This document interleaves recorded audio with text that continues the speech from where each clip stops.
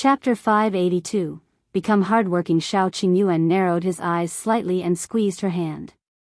I'll handle this. Gu Yundong pursed her lips but did not retort, although she really wanted to vent her anger for him personally. However, it was obvious that regarding this matter, Xiao Qingyuan could intimidate the Li family even more badly, lest there was a next time. Alright, then let them be on tenterhooks for a few more days. After hearing Xiao Qingyuan's background, Gu Dajiang sighed in his heart. He stood up. Rest well. We'll talk about other things after you recover. As he spoke, he stood up and walked out. Forget it, forget it. Since they were already engaged, he would let the young ones talk alone. He left the room with mixed feelings and returned to his room. Shui Rong followed closely behind and saw his master sitting in front of the desk with a frown. After a long time, Gu Dajiang said to him, Shui Rong, help me bring Tong'an over.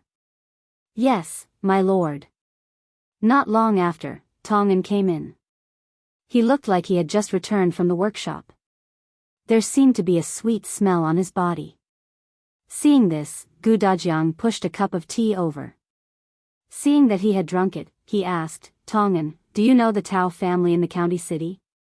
Master, are you referring to the Tao family, who is in the wine business? Yes, tell me about the Tao family. Tong'an was a little puzzled. Why did the old master want to learn about the Tao family? However, he did not ask anything and dutifully told his old master what he knew. Of all the information, the most important was the huge bet between the Tao family and the Lu family, as well as the scene where the white sugar made by the young lady shocked everyone and even sold for a high price. By the way, our shop in the county now, Gus, used to belong to the Tao family. Gu Dajiang really didn't know that there were so many grudges between them, nor did he know that Yundong had already formed a feud with the second young master of the Tao family. As expected, the Tao family was really despicable. The Lu family had a powerful background. Yundong had told him about this before. Gu Dajiang felt that the Tao family, which could challenge the Lu family, definitely had a backer too. Of course, their backer might not be as strong as the Lu family's. However, compared to the Gu family, the Tao family alone was enough to crush them into the soil. If one day, the Tao family suddenly thought of Xiao Qingyuan, their son, and found out that not only was he not depressed, but he was also becoming more and more promising. He even had money and a beautiful wife. Wouldn't they think of ways to deal with him? Not only him, but even Gu Dajiang's daughter would become their target. Perhaps they might as well settle the old and new scores together. When Gu Dajiang thought of this, he felt a little anxious. As expected, Yundong was right. Their family didn't lack money now, but they lacked connections and background. No, he had to quickly read. In 2 days, he would go to the academy in the prefectural city to meet Mountain Elder Qi. If he passed the test, he would be able to study in the academy and strive to take the imperial examination as soon as possible. Not to mention how high his ranking was, even if he was an elementary scholar, he would still have a good title. As Gu Dajiang thought about it, he simply stood up and went to the bookcase to get the books Qin Wenjing had given him. Although he had been very busy for the past 2 days, he had taken the time to read a book. Qin Wenjing had given him books that he had read before. There were many notes on them. To Gu Dajiang, these were very rare and precious things. Tong'an and Shui Rong found it strange that their master had suddenly become diligent. However, they did not ask further and quietly left the room. Chapter 583, Going to Cause Trouble Soon. 2 days passed in a flash. The Gu family discovered something strange. It was as if the relationship between young Miss and young Master Xiao had suddenly improved by leaps and bounds. When they passed by, they could feel the sweet atmosphere between them. It seemed that although old master had made things difficult for young Master Xiao, he was indeed building up the relationship between the two young people. Indeed, he had put in a lot of effort. They had all misunderstood him. It was obvious from the fact that old master didn't chase Xiao Qingyuan away to the Xiao family to recuperate. He was a stubborn but soft-hearted person. Even Aunt Ku thought so. Gu Dajiang was speechless. He felt bitter and didn't want to speak. Xiao Qingyuan's recovery ability was strong. At this moment, he was mostly recovered. He could even practice boxing on the ground energetically. He felt that this illness was worth it. The knot in his heart that had been kept for many years was untied. Yundong seemed to love him more and more. Well, this wasn't an illusion. After he recovered, he dealt with the 2 baskets of herbs he had picked on the mountain. Unfortunately, he still did not find Bai Muzi on this trip up the mountain. Otherwise, that would be the best betrothal gift for the Gu family. Xiao Qingyuan sighed in his heart.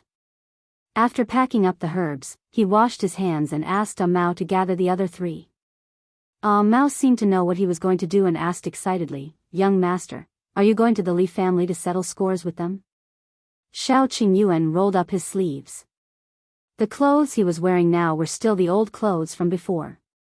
He didn't know if it was because his life had been better recently, or maybe because his food had improved, but he seemed to have grown taller and stronger, and his clothes didn't seem to fit him well. However, it was finding trouble with someone. What if there was blood? Yundong had bought all his good new clothes for him. He couldn't dirty them. Hearing Mao's question, he nodded. Mao immediately jumped up and went to pull Go and the other 2 back. When they heard that they were going to the Li family, they all began to rub their fists and turn their heads to look for suitable tools. When they walked out of the Xiao family's house, Zhu couldn't help but ask, "Young master, Miss went to the neighboring village today and hasn't returned. Why don't we wait for Miss to come back first?" That's right, that's right. Let Miss see our mighty and majestic appearance." "What do you know?" Mao patted Zhu and Shu and said with an unfathomable expression, "This scene will be too cruel.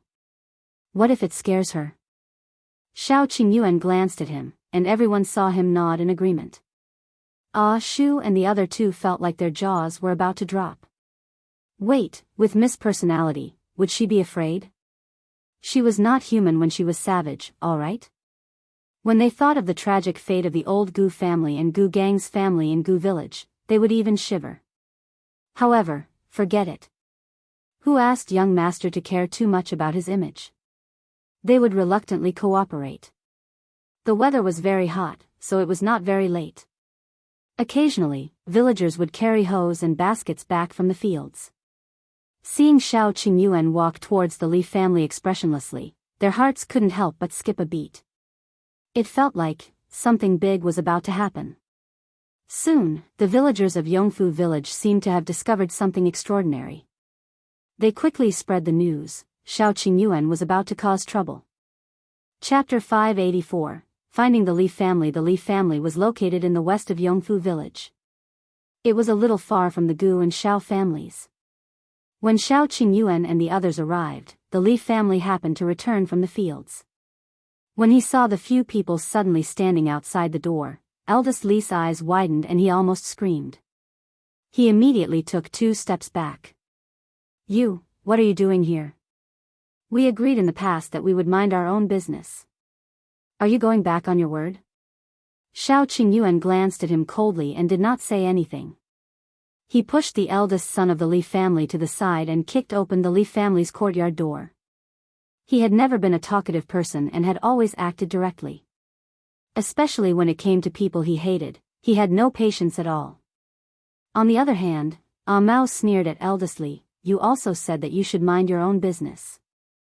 Then what did you say to Master Gu out of the blue? Do you need me to remind you?" Eldest Li's face turned pale. Gu Dajiang had indeed said it. He had really told others about what happened that day. The past few days had been peaceful. Eldest Li thought that Gu Dajiang had listened to his provocation and didn't tell Xiao Qingyuan. Unexpectedly, just as he was about to relax, Xiao Qingyuan actually brought someone to his door. A scream came from inside, instantly pulling eldest Li back to his senses.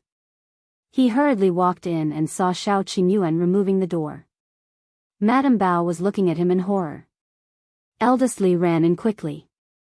When he thought of how Xiao Qingyuan had also broken into their house 5 years ago and smashed the entire Li house into pieces, and how he had almost crippled him, eldest Li instantly felt his legs go weak. He was wrong. After 5 years of peace, he was a little arrogant and couldn't hold it in anymore. Xiao Qingyuan didn't say anything. He entered the central room and sneered. Mao and the others immediately ran in and pulled out Li Debao and Li Erbao, who were hiding in fear. Li Debao was 14 years old. He looked tall, but he did not have much strength. Mao could easily lift him up alone. Li Erbao was 11 years old. When Go pulled him out, he immediately scolded fiercely, "You dog, let go of me. Otherwise, I won't be polite." When Madame Bao saw that her two precious sons were in the other party's hands, she immediately shouted and pounced at Xiao Qingyuan. She was pushed away by Zhu and Shu. Madame Bao sat on the ground.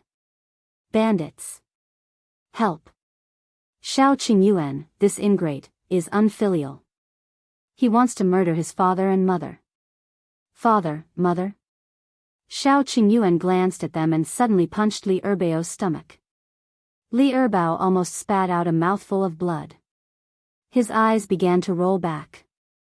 Madame Bao's expression changed. "Stop. Stop. Don't hit him. 5 years ago, I said that if you come after me again, you'll find trouble with your sons. I thought you should remember it very clearly." Mao grinned. It must be because he's old that his memory is failing him. "That's fine. I'll give you another warning today. If you get beaten up too often, you'll remember it," Shu replied. As they spoke, many people had already arrived outside the Li family's door. Some people couldn't stand it anymore and wanted to go over to say a few words, but they were immediately stopped by the people beside them. "Don't go. That's Xiao Qingyuan. Do you want to be beaten up?" But that person seemed to have escaped here.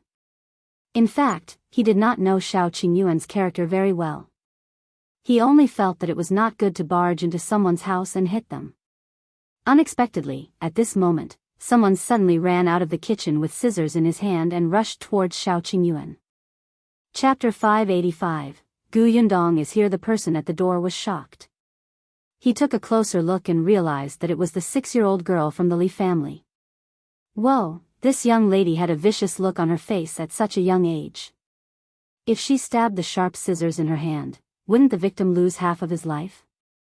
However, Xiao Qingyuan didn't even look at her before she was grabbed by Shu. He pinched her wrist and turned it gently. As Li Chunyan screamed, he snatched the scissors away. Li Chunyan, who was 6 years old, scolded Xiao Qingyuan fiercely, "You ingrate. Hurry up and make this dog let go of me. Otherwise, I'll kill you and stab you to death with scissors." Everyone at the door was stunned. Wasn't this a 6-year-old girl? Why was she so vicious with her vulgarities? Li Chunyan hated Xiao Qingyuan because she had heard from her parents that she could have been a boy and could have been pampered by her parents. It was all because she had been restrained by Xiao Qingyuan that she became the daughter of the family. Although her parents treated her well, she could not compare to her 2 brothers. At the very least, her 2 brothers did not have to work. Li Chunyan pushed all the blame to Xiao Qingyuan. In the past, she had secretly gone to see him, thinking that she would definitely find an opportunity to teach him a lesson. She did not expect him to come to her house. It was a pity that she did not stab him to death just now. It was too regretful. However, her actions made Mao and the others feel a chill down their spines. Even the other villagers outside the door looked at each other, not knowing what to do. Someone quickly went to call the village chief, and someone went to summon the 2nd and 3rd branches of the Li family next door. The 2nd and 3rd branches had already split up when the Li family's old master passed away. Although their newly built houses were next door, they did not have much interaction with the 1st branch. It wasn't that they didn't know what the eldest branch had done to Xiao Qingyuan, but Xiao Qingyuan was not related to them. They didn't have to offend their narrow-minded brother and sister-in-law to help him. Anyway, the old master doted on him. Moreover, in the past, the old man had given him good things alone, and his own grandchildren could not eat them. This made the 2nd and 3rd branches complain. However, it was not to the extent of killing people like the 1st branch did. At most, they would watch coldly and say some sarcastic words to complain. At this moment, Xiao Qingyuan had come to the Li family and caused such a huge commotion. They lived next door, so how could they not know? They just did not want to get involved. When someone came to call them, they reluctantly stepped forward and advised without much sincerity, Qingyuan, no matter what, eldest brother and sister-in-law are your adoptive parents. What are outsiders going to say about you? You'll be scolded for being unfilial. That's right. If the Gu family finds out about this, will Miss Gu still marry you?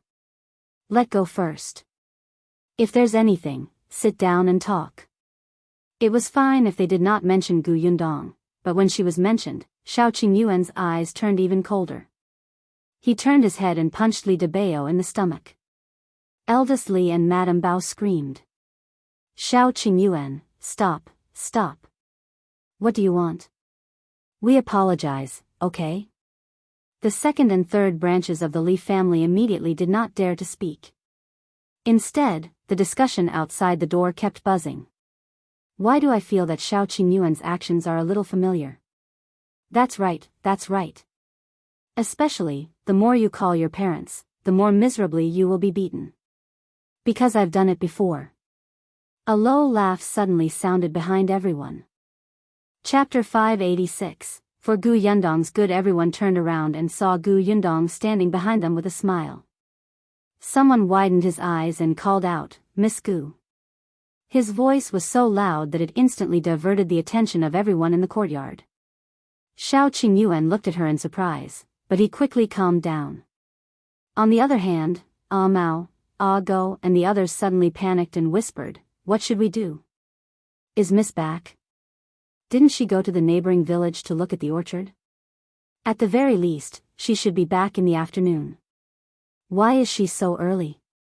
What's more, she saw us. We haven't even done anything. What do we do now? Their voices were not loud, but Madame Bao still heard them. She immediately understood that Xiao Qingyuan had taken advantage of the fact that Miss Gu was not around to come to her house to lord over them. Therefore, Xiao Qingyuan was indeed worried that Miss Gu would see his bad side. At this moment, she felt that she was not afraid even if her son and daughter were in Xiao Qingyuan's hands. In front of Gu Yundong, Xiao Qingyuan would definitely not dare to attack again. The malice in Madame Bao's heart instantly rose crazily. She suddenly turned her head and said to Gu Yundong, Miss Gu, did you see that? Did you see that? We didn't do anything, but Xiao Qingyuan was unwilling to let us off. My two sons are so young, and my daughter is only 6 years old. These men bullied our family of old and weak. Their consciences have been eaten by dogs. As she spoke, she started crying. Xiao Qingyuan glanced coldly at the pretentious Madame Bao. When he looked up at Gu Yundong, his gaze softened again. However, Mao was furious and scolded her angrily. What do you mean by you didn't do anything? Your man ran to the Gu family's old master and spoke ill of our young master. He smeared his reputation and tried to sow discord between him and Miss Gu. How can this be called not doing anything? That's right. If it weren't for your dirty tricks, we wouldn't have bothered with you. Also, old and weak? There were a total of 3 men, okay? Everyone outside the door started to discuss. Chen Liang also came. He stood at the door and frowned fiercely. He finally squeezed in from the outside and shouted at the people in the courtyard. Why are you making a fuss? Do you have nothing better to do on such a hot day? However, Madame Bao ignored him. Seeing that Xiao Qingyuan did not hit anyone after what she had said, she immediately became more confident. She argued with Mao, what do you mean by sowing discord? Did my man say something wrong? Xiao Qingyuan is an ingrate to begin with. Look at what he did. Which one of the accusations isn't true? Why don't you ask everyone if my father-in-law dug his heart out for him and treated him better than a biological grandson? In the end, my father-in-law was seriously ill and this guy didn't take care of him. Even after he died, he was thrown into our house and this guy went back to eat and drink? Eldest Li nodded as well. That's right, that's right. I went to look for Gu Dajiang for the sake of the Gu family. We can't bear to see a good lady like Miss Gu ruined like this. Everyone's discussion became even louder. Eldest Li and his wife were right about those things. Xiao Qingyuan really left old Master Li alone. The buzzing sound entered Gu Yundong's ears, but it made her anger rise bit by bit. She tightened her grip and slowly walked into the courtyard. Seeing this, Chen Liang immediately said worriedly, "Yundong, calm down first. There might be a secret behind this. You know Qingyuan's character." Madame Bao was furious. Chen Liang actually protected Xiao Qingyuan. She stood up abruptly. "Miss Gu, you have no idea how terrifying Xiao Qingyuan is." Chapter 587, Terrifying. Thinking. Gu Yundong nodded in agreement. "I really don't know how terrifying he is." Madame Bao instantly smiled and looked at Xiao Qingyuan maliciously. But then, Gu Yundong's voice turned cold. She changed the topic and said sharply, "But I do know how scary your Li family is." The smile on Madame Bao's face froze. She turned to look at Gu Yundong in surprise. What do you mean?" "What do I mean?" Gu Yundong sneered. "Have you forgotten that when Xiao Qingyuan was 5 years old, you threw the weak child into the mountains to feed the wolves just because of a nightmare? You treated human lives like grass and were inhumane." The villagers watching outside the courtyard instantly widened their eyes. The Li family's eldest branch had once thrown the 5-year-old Xiao Qingyuan into the mountains to feed the wolves. Even Chen Liang looked at Gu Yundong in surprise. Then, he suddenly faced Madame Bao. Eldest Li and his wife turned pale and were about to retort. Unexpectedly, Gu Yundong quickly said, "Or have you forgotten that when Xiao Qingyuan was 8 years old, you colluded with the human traffickers in the county and sold him to them, almost making him unable to come back?" Madame Bao retorted almost subconsciously, "We didn't take a single cent. It's not considered selling." Gu Yundong laughed. "So, you admit to colluding with the human traffickers?" Only then did Madame Bao realize that she had said something she shouldn't have. There was no chance to deny it anymore. The villagers gasped in unison. They did not know that the Li family had actually done such a thing. Someone could not help but look at the people from the second and third branches and ask, "Is it true?" Eldest Li and his wife really, of course, the second and third branches knew what had happened back then. They lived in the same house and were not deaf or blind. However, in the face of everyone's questions, they only lowered their heads and stammered, "We don't know. How could we know what they did?" With that, they rushed back. They did not care if the eldest branch was dead or alive. They were very selfish. However, the villagers had completely believed this. Previously, when they heard that eldest Li had thrown Xiao Qingyuan into the mountains, they could still condemn him for his ruthlessness. However, it was none of their business. Other than scolding him ruthlessly, they could not do anything else. But that was not the case for the latter part. Colluding with the human traffickers? The person who was sold back then was Xiao Qingyuan. Then, would their own child be sold someday if they had a grudge against elderly? At the thought of this, the villagers were filled with wariness and anger towards the Li family. Coupled with the fact that Li Chunyan, who was only 6 years old, dared to kill someone with a pair of scissors, was this hereditary? This family was hard-hearted and ruthless. There were some things that couldn't be thought about. The more they thought about it, the more terrifying it became. For example, when Li Biyao and Li Erbao played with the others in the village, they would fight with them since they were young. In the past, everyone did not take it seriously, but now that they thought about it, didn't the kids beat others up until they were covered in injuries? That was when they were young. If there was a conflict when they grew up, would they greet others with knives? Also, was old Master Li really as kind as he looked to Xiao Qingyuan? If old Master Li treated him well, would Xiao Qingyuan leave him alone? Someone couldn't help but ask, then, did old Master Li know about these things? Chapter 588, Gu Yundong's Brainwashing. That's a good question. Gu Yundong smiled at the man with an unfathomable expression. What do you think?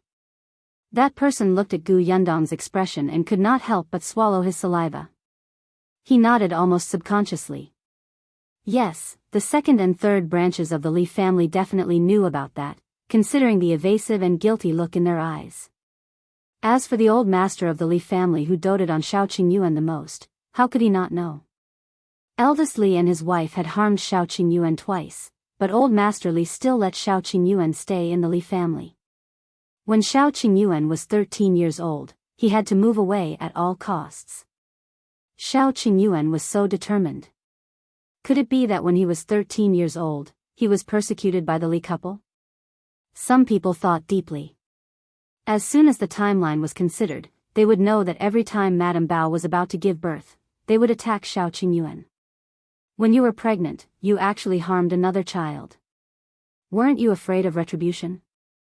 A soft-hearted woman cursed. Retribution? What retribution? Li Chunyan jumped on her toes and shouted, "When I was born, Xiao Qingyuan was still in Yongfu village. That's why I became a girl. This ingrate deserves to die. He jinxed us and harmed me." Everyone looked at her in disbelief. Was this what a 6-year-old child should say? What did the Li couple usually teach her?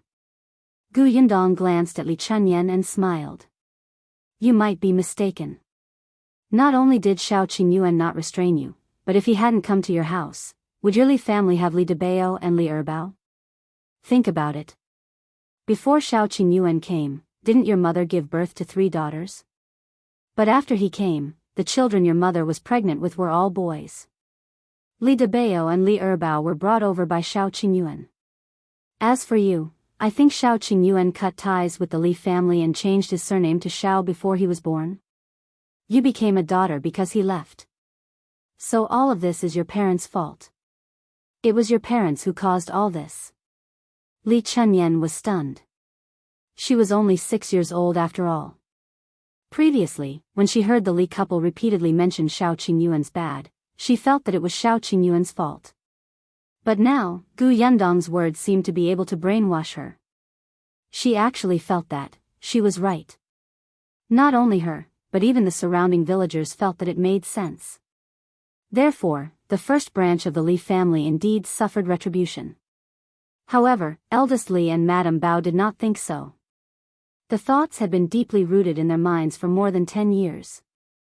How could they be overturned by Gu Yundong's words?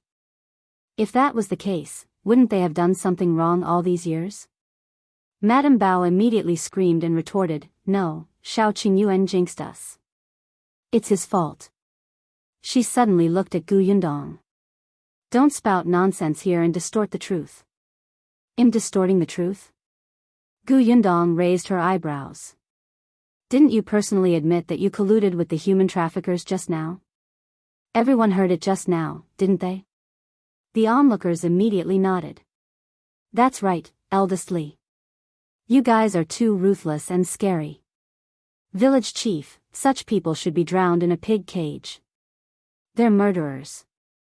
I'm afraid when I think about how I stay in the same village with them every day. That's right. I can't even sleep well. If our children are harmed by them when they go out one day, I won't even have a place to cry. Village chief, you can't let them off. One after another, the two of them became the target of public criticism. They were stunned. Chapter 589, Someone is about to die. How did it become like this? The entire village looked at them with disgust and even wanted to punish them. No. Eldest Li and his wife's heads buzzed and they lost their rationality. They suddenly looked at Gu Yundong. It's all your fault. It's all your fault, you be *tch. Alright, if you don't let me have an easy time, don't think about having an easy time either. They could not defeat Xiao Qingyuan, but Gu Yundong, a little girl, would not have an easy time. Madame Bao and eldest Li moved almost at the same time. They stood up and rushed towards Gu Yundong. Madame Bao even stretched out her sharp black nails to grab Gu Yundong's face. Eldest Li also grabbed a hoe at the side and smashed it down. Gu Yundong was close to them. When she saw them rushing over, she did not dodge. When the villagers saw this, they all shouted in surprise, "Lady Gu, be careful." Chen Liang was in the courtyard and was not standing far away. He rushed over without thinking. But he had only taken 2 steps when he saw Gu Yundong twist Madame Bao's arm and prop her up on his shoulder. She then kicked eldest Li, who had rushed over, and sent him flying. After her feet landed on the ground, she started punching Madame Bao. You dare to fight me? You're blind and have no memory. Have you forgotten how I dealt with the 4 bastards back then? Everyone was speechless. They had indeed forgotten about it previously. Now, they remembered. As Xiao Qingyuan was standing in the central room and was blocked by Ah Shu and the others, when he came out, he saw eldest Li, who had been kicked away. His eyes suddenly turned cold. He saw that eldest Li was about to stand up and rush towards Gu Yundong again.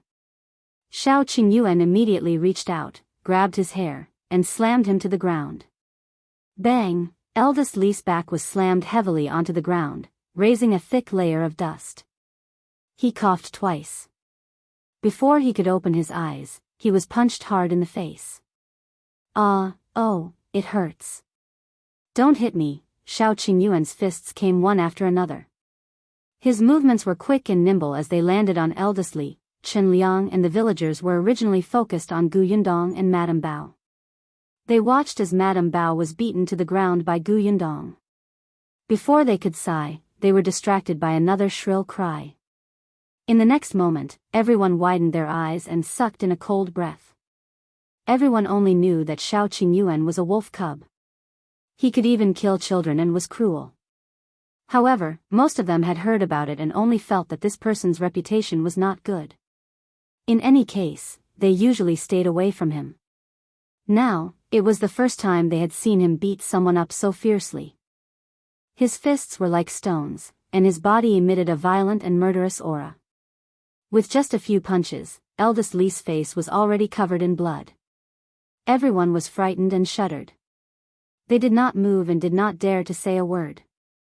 Chen Liang was the first to react. He immediately shouted, "What are you waiting for? Hurry up and pull him away. Hurry up and pull him away. Someone is going to die." The onlookers outside were suddenly jolted awake, and 3 to 4 burly men instantly squeezed in. However, Xiao Qingyuan raised his head and looked at them coldly. The coldness in his eyes made them stop in their tracks. However, Xiao Qingyuan's fist did not stop hitting eldest Li. Chen Liang could not get him to stop, so he could only go up himself. Qingyuan, stop. Calm down first. Let's talk things out. Chapter 590. Too tragic. Gu Yundong was afraid that Xiao Qingyuan would accidentally hit him if he went forward like this. She quickly let go of Madame Bao and went forward to hold Chen Liang back. Chen Liang turned his head and called out to her, "Yundong, quickly make him stop. If someone really dies, Qingyuan will have to go to jail."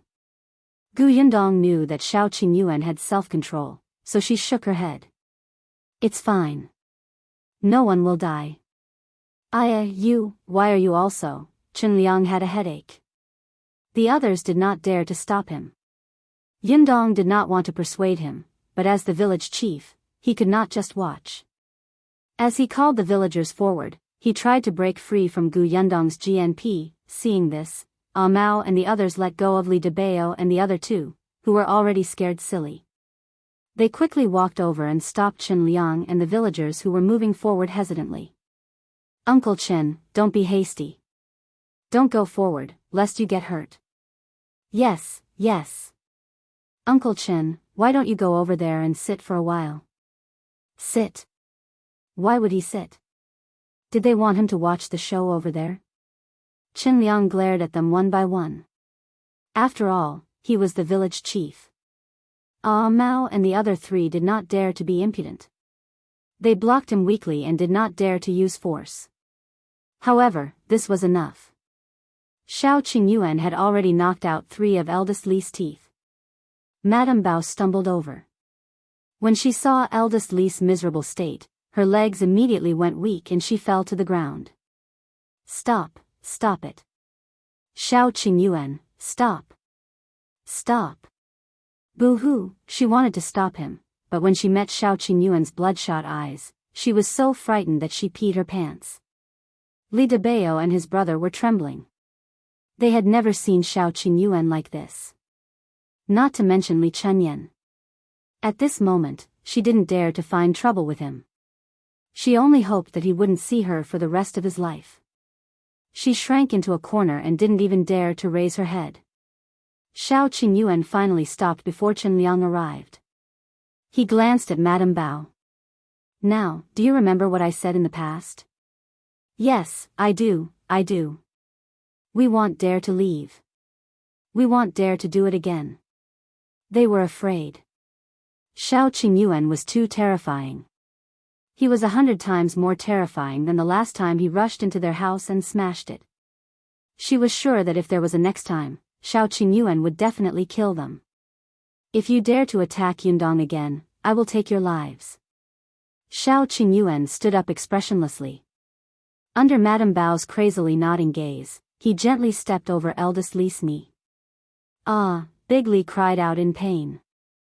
Finally, he could not hold on anymore and fainted. Xiao Qingyuan frowned and looked at the blood on his hand. He came to Gu Yundong's side and asked, "Are we going back?"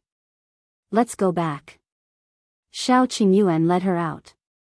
The villagers at the door automatically made way for them and watched silently as they left. There was no one in front of Qianliang to block him. He looked at Xiao Qingyuan and Gu Yundong's backs as they left, then at eldest Li, who was lying on the ground unconscious, and Madame Bao, who had almost fainted from crying. He suddenly slapped his thigh. What's going on? However, he could not care less now. Qianliang quickly got someone to carry eldest Li to the doctor. The people from the Li family's second and third branches had never appeared from the beginning to the end. They hid in the house and trembled. Gu Yundong did not pay attention to what happened after that, but Ah Mao and the others told her the news excitedly. Chapter 591, ending eldest Li's life was indeed not in danger, but he was also not in a good state. 3 of his teeth had been knocked out, and the doctor had found dog teeth to fix on him. The 3 teeth were very expensive, and he had paid more than 10 taels of silver. There would be other expenses in the future, not to mention the broken leg that Xiao Qingyuan had stepped on. Yes, that leg was broken. From then on, eldest Li could only move with a walking stick. He could not do any work in the fields. The Li family's reputation in the village had also been tarnished. Although no one wanted them to be punished, no one was willing to interact with them. Madame Bao went to borrow money from others, but she was almost always blocked out. Li Biyao and his siblings did not have a single friend in Yongfu village who was willing to play with them. Because eldest Li was seriously injured and bedridden, Li Biyao and his siblings had to work in the fields. They began to complain day by day. As for the 3 married daughters of the Li family, it was said that none of them had come back to visit their parents. In fact, when Madame Bao came to look for them, they directly refused and pretended as if there was no one at home. Gu Yundong felt that this was retribution. Look, the children they raised were all ingrates. This was what it meant to be ingrates. If they had treated Xiao Qingyuan well back then, their life would have been so good now. They deserved it. Gu Yundong heaved a sigh of relief. It was a pity that old Li had died early and could not see this scene. Actually, she had really considered whether she should dig him out and whip his corpse. Yundong, do you think I can really pass? When Gu Dajiang entered, he saw his daughter thinking about something with a serious expression. He thought that she was thinking the same thing as him. After all, they had to set off for the Prefectural city tomorrow to find the mountain elder of the Tianhai Academy to settle the matter of enrollment. Gu Yundong suddenly came back to her senses and immediately nodded with certainty. Of course. Father, didn't you read all the books that Master Qin gave you? Master Qin said that father is talented. He only gave you the recommendation letter because he felt that you must be capable. My father is the best. After Gu Dajiang received his daughter's affirmation, his face immediately flushed red. When he saw his daughter's adoring gaze, he immediately felt smug. All right, I'll go back and practice my calligraphy. As he spoke, he turned around and left. The corners of Gu Yundong's mouth twitched. Her father's handwriting was actually very good. He had been an accountant for many years. He might not have read enough books, but he had written a lot of words. The next day, the group prepared to head to the prefectural city. Other than accompanying her father to the academy, Gu Yundong also had to visit the shop. Xiao Qingyuan felt that they needed protection, so he packed his bags and followed them. Gu Dajiang and Madame Yang couldn't bear to part, so they had to go together. Gu Yunka had already climbed into the carriage. Her soft little face was hidden behind the curtain of the carriage, as if no one could see her and they could not keep her at home. Auntie was going back to the prefecture capital. Gu Yundong also brought Shui Rong and Tong Shuitao along. Shui Rong followed beside Gu Dajiang as a page boy. This time, Xiao Qingyuan brought Ah Zhu and Ah Shu along. Last time, he brought Ah Mao along with him. There were a lot of people, so they were divided into 2 carriages. Seeing that there was nothing left, the group set off majestically and left Yongfu village. There were many people standing outside the Gu family's workshop.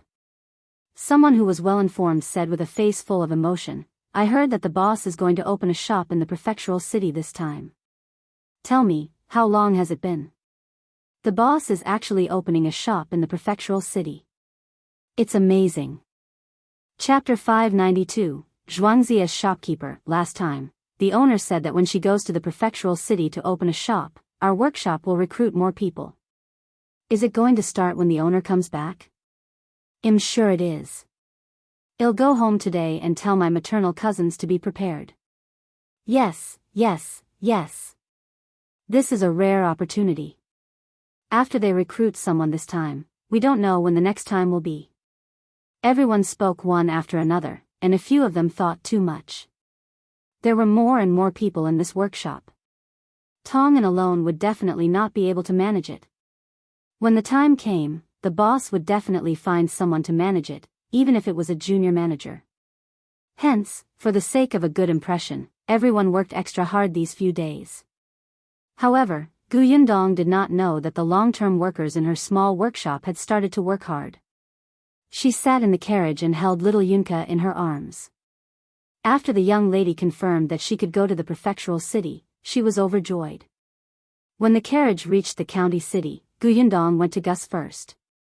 As soon as they got off the carriage, she heard Zhuangzi's arrogant voice. "Yes, yes, yes. You have to wipe it clean over there. Our shop sells food. Cleanliness is the most important. When there are no customers, wash and wipe everything. Be more efficient and diligent. Only then will the customers be in a good mood, right?" The corners of Gu Yundong's mouth twitched. She heard Zhuangzi continue, "Jin Kai, don't blame me for saying too much. I'm doing this for your own good. When I was the shop assistant, this was how I was trained. You'll get used to it." As soon as he finished speaking, he saw Gu Yundong enter. His expression immediately changed and he welcomed her with a smile. "Boss, why are you here?" Gu Yundong looked at the shop. It was not bad, but Zhuangzi's attitude of becoming the owner was really annoying. Chen Jinkai also stopped what he was doing and came over. He had been working here for a few days and was slowly familiarizing himself with the work in the shop. He looked very energetic. Gu Yundong took a few more glances at him and realized that there was no dissatisfaction on his face. He seemed to have calmed down a lot. "Huh, not bad." Gu Yundong nodded and asked Zhuangzi, "Where's Uncle Zheng?" "He's in the backyard. I'll go get him." After saying that, he ran away. Zheng Gang almost did not care about the matters in the shop these few days and let Zhuangzi do whatever he wanted. He only gave him a few pointers when necessary. He spent most of his time counting goods in the warehouse at the back, or simply buying a few vegetables to cook himself. A few days passed quickly. When Gu Yundong went to the prefectural city, she naturally had to bring Zheng Gang along. He was familiar with the prefectural city, so she had to bring him along when they decided on the location of the shop. 2 days ago, Gu Yundong had already informed Zheng Gang. He should have packed up at this time. Seeing Zhuangzi run into the backyard, Gu Yundong looked at Chen Jinkai. "Brother Chen, are you used to being here?"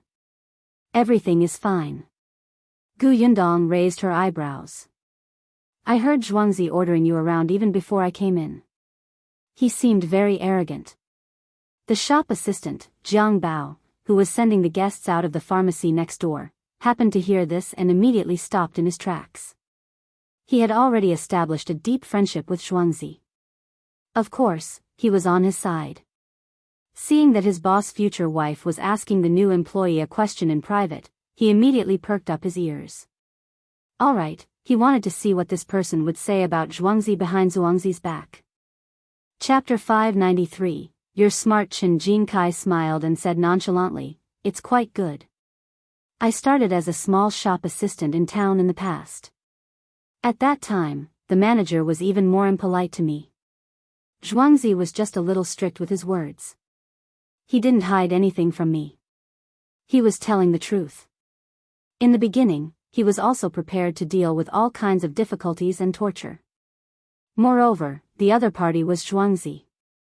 Chen Jinkai had seen too many people who became conceited after gaining power. For example, Chen Yulan's husband, Wu Chong. Last time, he had eyes that could reach the sky when he visited the Chen family. Therefore, he thought that Zhuangzi, who was just a hooligan that had often been humiliated and mocked by him in the past, would definitely not be polite to him. He did not care about these things, but he was afraid that Zhuangzi would not teach him anything, let him do what he should do, or let him understand what he should understand. That was the worst. Unexpectedly, Zhuangzi would indeed mock and ridicule him. He would often bring up the past in a few sentences to attack him. However, Chen Jinkai was someone who had been in charge before. Some things were not on the surface. Zhuangzi was actually bluffing. The guy did not hesitate to take care of him. If he did not understand, as long as he asked, Zhuangzi would explain everything to him. This surprised Chen Jinkai and made him feel exceptionally at ease. Although he had only been in the shop for a few days, he felt more comfortable than when he was a small manager in the town workshop. Therefore, he worked harder. Yundong did not expect him to have such a high evaluation of Zhuangzi. It seemed that Chen Jinkai's decision to work under Zhuangzi was not wrong. Both of them could be trained. Jiang Bao, who was eavesdropping outside the door, secretly sneered. At least you know your place. Then, he entered the pharmacy worriedly. When he saw the manager of the pharmacy who was talking to Boss Xiao, his heart tightened. Zhuangzi had already become a manager. When could he go up? However, on second thought, he felt that it was unrealistic. A pharmacy was different from ordinary shops. As a shopkeeper, not only did he have to manage the shop, but he also had to know medicine. He could only be considered an apprentice now. There were still many things he needed to understand. However, his boss' future wife would go to the prefectural city to open a shop. He guessed that his boss would follow her soon. At that time, While Jiang Bao was enjoying himself, Zhuangzi from the shop next door had already brought Zhenggang over. Zhenggang was carrying a bag in his hand. He was wearing clean and decent clothes and looked very energetic. It looked like he was full of enthusiasm for returning to the prefectural city. Boss, I'm done packing. We can leave now. Okay. Yundong nodded and instructed Zhuangzi and Chen Jinkai to do their best. She saw that Zhuangzi was a little nervous. After all, Zhenggang had really abandoned his job this time. It was normal for him to feel uneasy if he wanted to be independent. However, after such a long period of training, there was definitely no problem.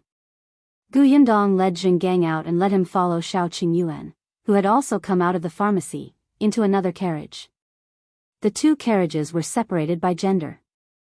Yundong, Madame Yang, and the other women sat in one, while Dajiang, Xiao Qingyuan, and the other men sat in the other. The father-in-law and son-in-law did not talk much along the way. Now that Zhenggang was here, the atmosphere was finally much more relaxed. Yundong shook her head secretly.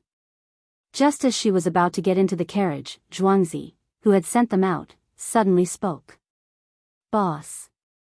Yundong paused and turned to look at him. What's wrong? Last time, I've already considered what you asked me to consider last time. Chapter 594, Zhuangzi's decision. Yundong raised her eyebrows. What do you think? Zhuangzi took a deep breath. I want to go to the prefectural city and continue working for Shopkeeper Zheng. He raised his head. When he spoke, the expression between his brows was exceptionally firm. It seemed like he had made up his mind. Gu Yundong was not surprised at all. Have you thought it through? Will you regret it? No. Zhuangzi grinned. Although being a shopkeeper has always been my goal, I have a bigger goal now. Gu Yundong was suspicious. Why? Could it be that you want to be the boss now? Zhuangzi clenched his fists. I want to be a shopkeeper in the prefecture capital. Gu Yundong was speechless. It was indeed a bigger goal. She wanted to laugh, but she couldn't.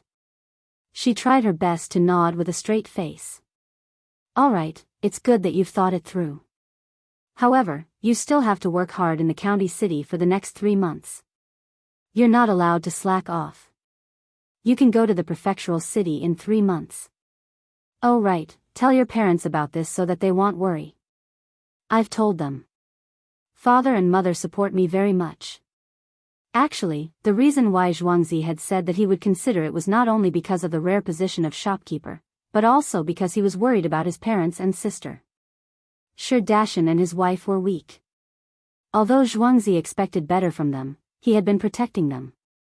In the past, when he was a hooligan, he could directly go to people's houses to teach those who bullied his parents a lesson. Later on, he stopped being a hooligan and became a shop assistant. However, he could still go home every 2 to 3 days. He knew the situation at home and could help.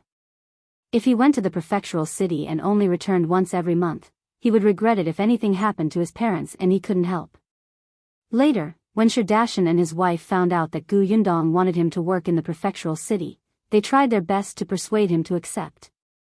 Although he was still an assistant, he would see the world in the prefectural city and would only improve in the future. This was their son's future. How could they stop him? Moreover, ever since they helped the Gu family manage the orchard, be it the villagers or their relatives, nobody mocked them any longer. Everybody wanted them to help put in a few good words in front of the boss, so that they could enter the Gu family's workshop. Only then did Zhuangzi realize that his family's situation had improved a lot. He should have trusted Gu Yundong. With her around, she would not let anyone bully the Shi family. Therefore, Zhuangzi decided to go to the prefectural city to see the world. Moreover, he had also thought about it. When he became the shopkeeper of the prefectural city in the future, he could buy a house in the prefectural city and bring his parents over to enjoy life. His parents had never left Fengkai County in their lives. He had to let them see the prosperity of the prefecture city, right? Zhuangzi knew his parents very well. He knew that although they were very good at planting fruit trees, they were actually not suitable to be managers. In the future, the owner's orchard would only grow bigger and bigger. They would definitely find more capable people to help. As far as he knew, Uncle Zhao was very eye-catching to the boss.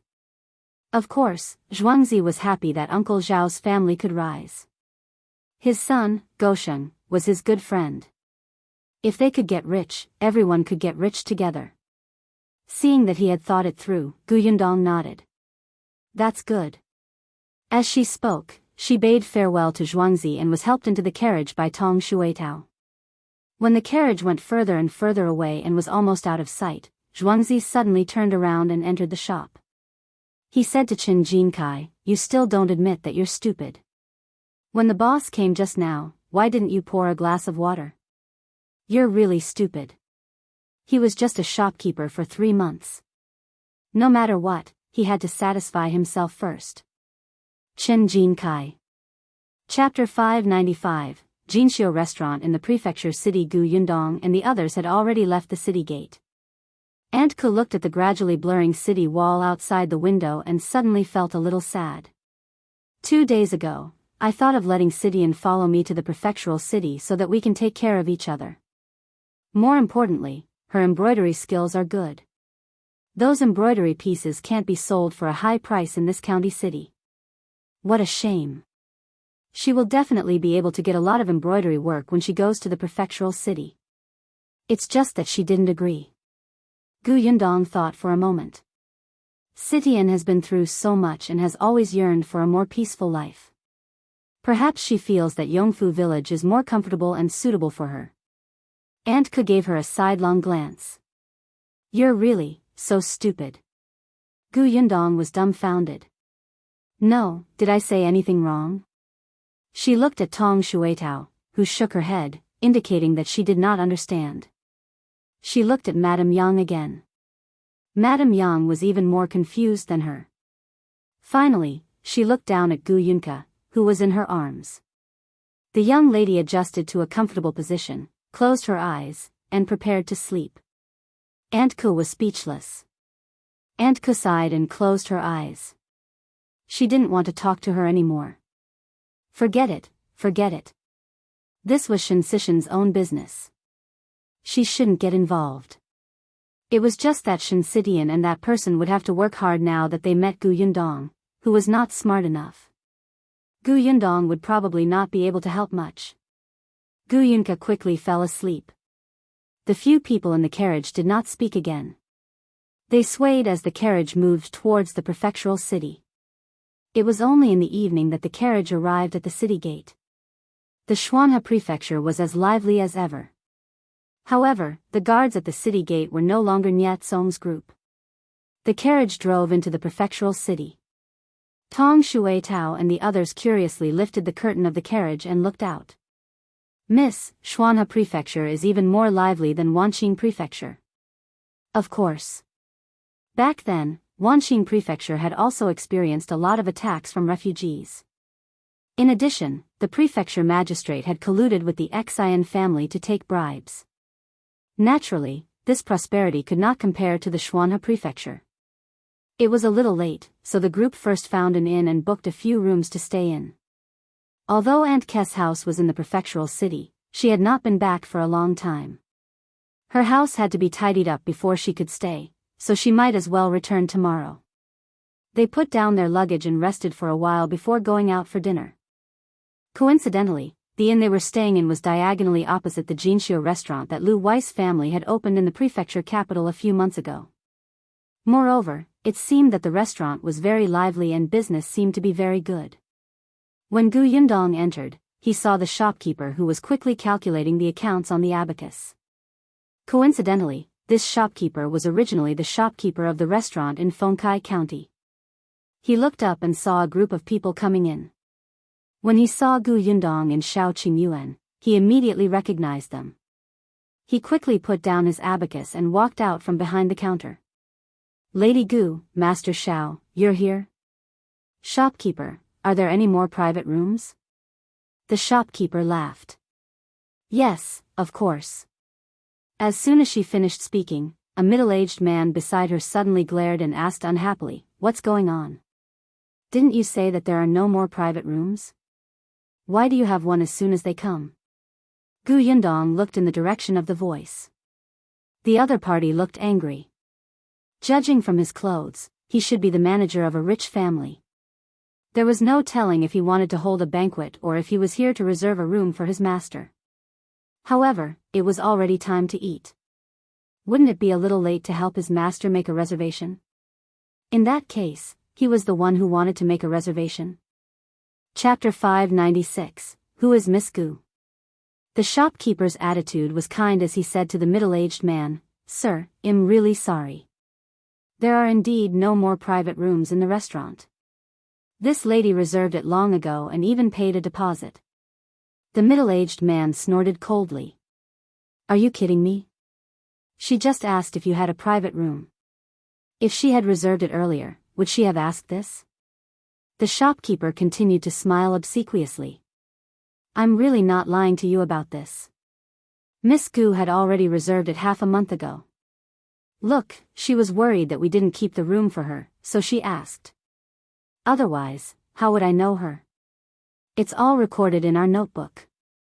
As he spoke, he took the ledger from the counter and flipped to a certain page. He pointed and said, Look, it's here, right? He only gave him a glance and closed it without letting him see the details clearly. Then, he called out to the waiter, Come, bring Miss to the tranquil water pavilion on the second floor. The waiter was stunned. Tranquil Water Pavilion? Wasn't that the private room reserved by the owner of Jinxiu restaurant? He could not help but look at Gu Yundong and the rest. They were unfamiliar and he had never seen them before. However, he knew that the shopkeeper's instructions definitely meant that this group of people had extraordinary identities. The waiter did not dare to be negligent. He hurriedly led Gu Yundong and the others to the private room upstairs with a smile. Gu Yundong glanced at the middle-aged man before he left. The latter seemed to be angry. However, he roughly knew that he could not offend this Jinxiu restaurant. In the end, he glared fiercely at the shopkeeper and left angrily. The shopkeeper still had a smile on his face as he sent him out. As he apologized, he invited the man to come again next time. He was not affected by the other party's dark expression at all. As Gu Yundong went upstairs, she asked the waiter who led the way, "Do you know that man?" "Oh, that person is a steward of the Zhou family." The waiter seemed to know him. "Last time, he accompanied his master to our restaurant and liked our canned fruits very much. Tonight, he came over to eat by himself. It seems that he wanted to invite a junior steward of the Nye family to a banquet, but he came a little too late. Our restaurant's business is very good, especially that canned food. There are a lot of people eating it, but unfortunately, there's not much. Miss, do you want to try it? I'll send it to you later." Gu Yundong had seen it just now. Although Lu Wei had told her that her family's canned food was in short supply in the prefectural city, she was still a little surprised to see it with her own eyes. Indeed, the market in the prefectural city was huge. And the Nye family's housekeeper? Was it Nye Tsong's family? She glanced at Aunt Ku, who pretended not to know anything. Gu Yundong smiled. As she walked, she asked the waiter, "You remember the steward even though he only came once?" "Hee, miss, you don't say. I don't have any skills, but my memory is not bad." As they spoke, the group of people had already gone upstairs and arrived at the entrance of Tranquil Water Pavilion. This Tranquil Water Pavilion was the largest private room in the entire Jinxiu restaurant. Furthermore, the location was extremely good. It was quiet in the midst of the commotion and had a wide view. Not long after Gu Yundong sat down, the shopkeeper came up. "Miss Gu, what do you want to eat?"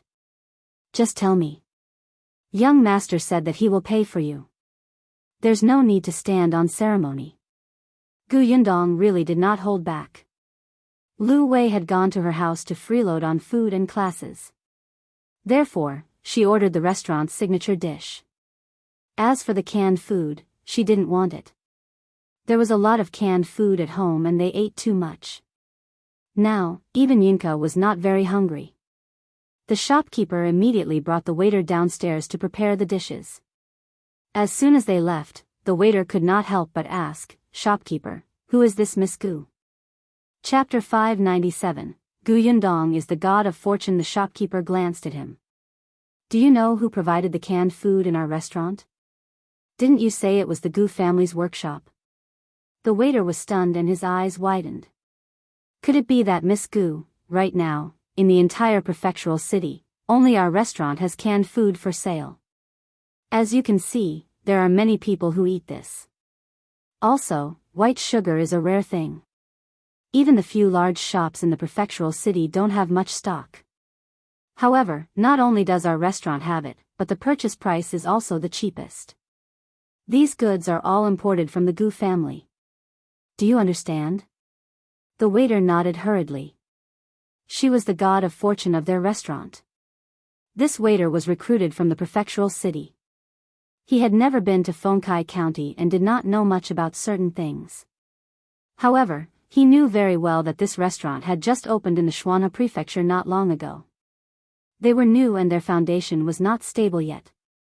If they wanted to make a name for themselves in this huge prefectural city, other than the two excellent chefs in their restaurant, they counted on this thing which was rare in the entire prefectural city. Their restaurant alone had a lot of dishes made of white sugar. That was something that other restaurants didn't have. The shopkeeper glanced at him. "All right, quickly go to the kitchen and tell Master Zhao to serve the dishes of the Tranquil Water Pavilion first." "All right." The waiter hurriedly ran to the kitchen. The shopkeeper personally brought in the dishes from Tranquil Water Pavilion. He still had something to say to Gu Yundong. A few days ago, young master sent someone over to say that Miss is coming to this prefectural city to open a shop. When you come to the restaurant, we must treat her well. I thought that you were coming soon. Young master instructed me to show Miss the shops in advance. There are indeed a few that are quite suitable. When are you free? I'll bring you to take a look. It was rare for Gu Yundong to feel that Lu Wei was more reliable. She thought for a moment and said, tomorrow. Take brother Xiao and uncle Zheng to take a look. I have to go to Tianhai Academy. Xiao Qingyuan wanted to accompany them to the Tianhai Academy, but he was sternly rejected by Gu Dajiang. Why would he bring so many people to the academy? He didn't need to embolden himself or fight. It was enough that he had his wife and daughter by his side. He did not need anyone else. Therefore, Xiao Qingyuan could only find a suitable shop with Zhenggang and settle down to open it as soon as possible. The shopkeeper immediately nodded. Sure, no problem. Gu Yundong recalled that the restaurant seemed to be very busy and said, how about this? Arrange for a waiter to lead the way for us. You can go ahead and do your work. Don't worry about us. The shopkeeper agreed. It was the end of the month, and he indeed had a lot of things to do. As it happened, Lai Shi was quite smart. He could just let him go. Thus, early the next morning, Lai Shi changed into clean clothes and reported to Gu Yundong's inn in high spirits. After Xiao Qingyuan and Zhenggang went out, Gu Yundong sent Aunt Ku home and asked Tong Shuitao to help clean the house. Gu Yundong stood and looked at the house that she had lived in for nearly a month. She felt a little emotional. When she first came, she was in tatters. Now, she had the ability to buy a house in the prefectural city. She came out of the courtyard and brought a few packets of snacks to the neighbors' houses with Aunt Ku. She wanted to ask if there were any strangers who had come to look for Aunt Ku recently. It had been a while since she asked Qin Wenjing to help her get the portrait of the person she was looking for on the notice wall of the prefectural city. Chapter 598, Tianhai Academy. The neighbor had said that a few unfamiliar people had come to look for Aunt Ku and even described the appearance of someone who had been there before. After listening carefully, Gu Yundong realized that it did not match eldest aunt's appearance. No one had said anything about eldest aunt and the rest. She was a little disappointed, but that was to be expected. It was unknown where eldest aunt and the others had gone. There was a vast sea of people, and it was too difficult to find them without a target. Gu Yundong returned to the inn before getting into the carriage with her parents and heading to Tianhai Academy. These days, such large academies were mostly located in mountainous forests, but the Tianhai Academy was in Shuangzi Prefecture. The academy was very big. It was located by the lake in the south of Shuangzi Prefecture and was quite far from the downtown area. However, the environment was beautiful, quiet, and the literary atmosphere was strong. There were countless people who studied every year. Gu Yundong sat in the carriage and thought that after her father entered school, it would be best if she could buy a house nearby. It would also be convenient and comfortable to go back and forth. Gu Dajiang sat opposite her with a serious expression. No one knew what he was thinking. Gu Yundong could not help but laugh when she saw his expression. Father, are you nervous? Gu Dajiang shook his head. I'm not nervous.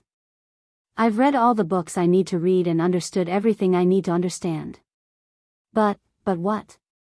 Gu Dajiang thought for a moment and said, however, I asked the innkeeper this morning.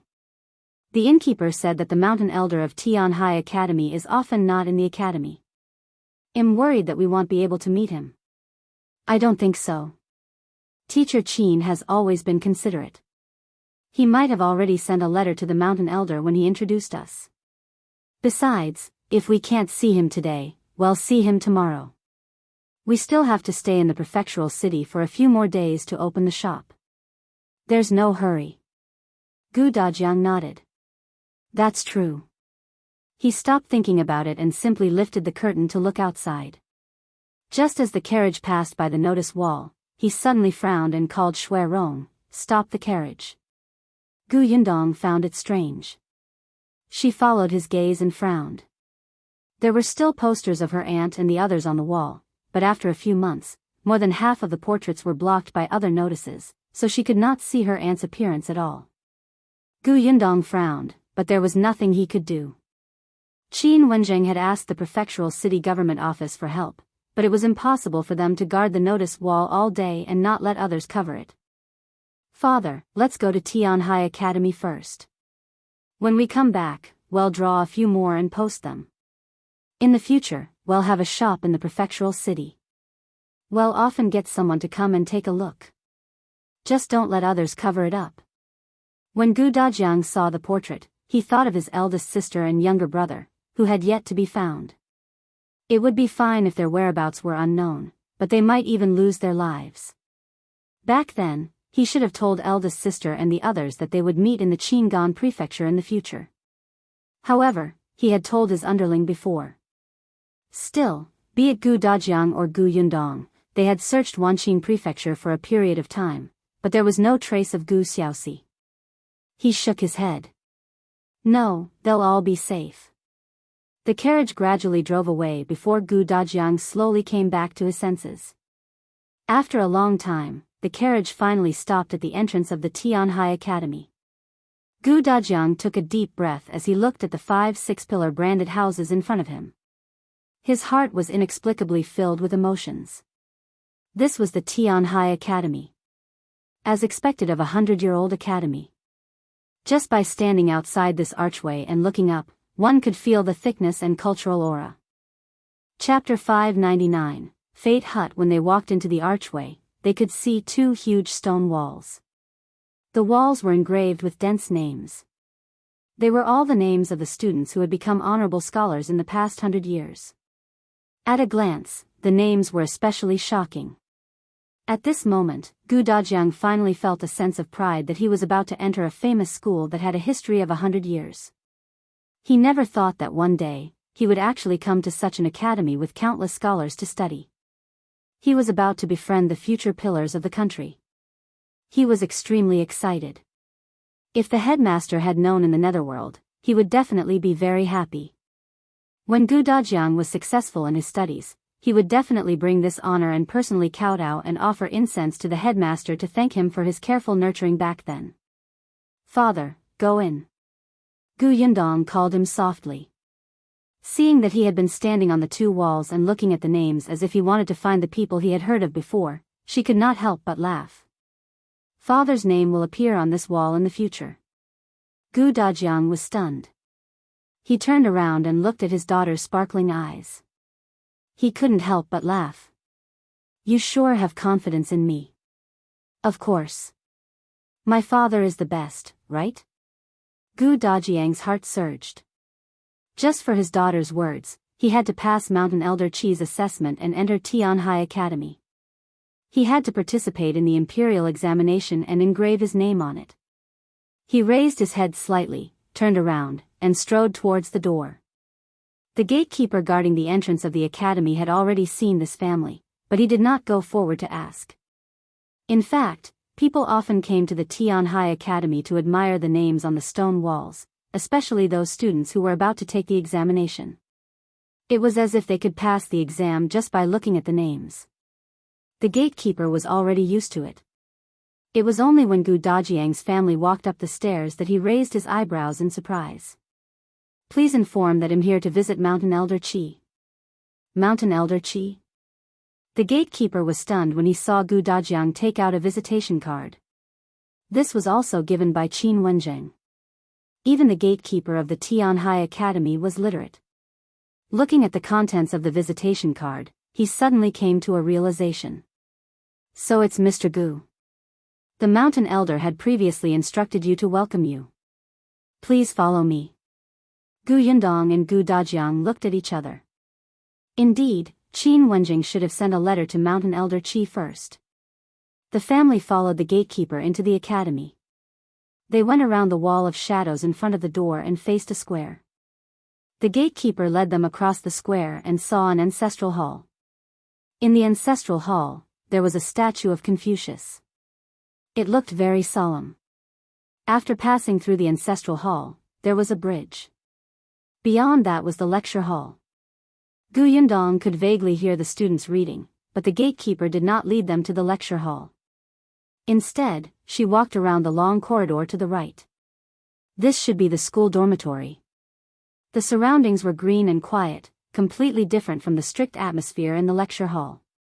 Being in it instantly made one feel good. After that bridge is the Fate Hut where the Mountain Elder lives. This is my stop. Please help yourself. With that, he left.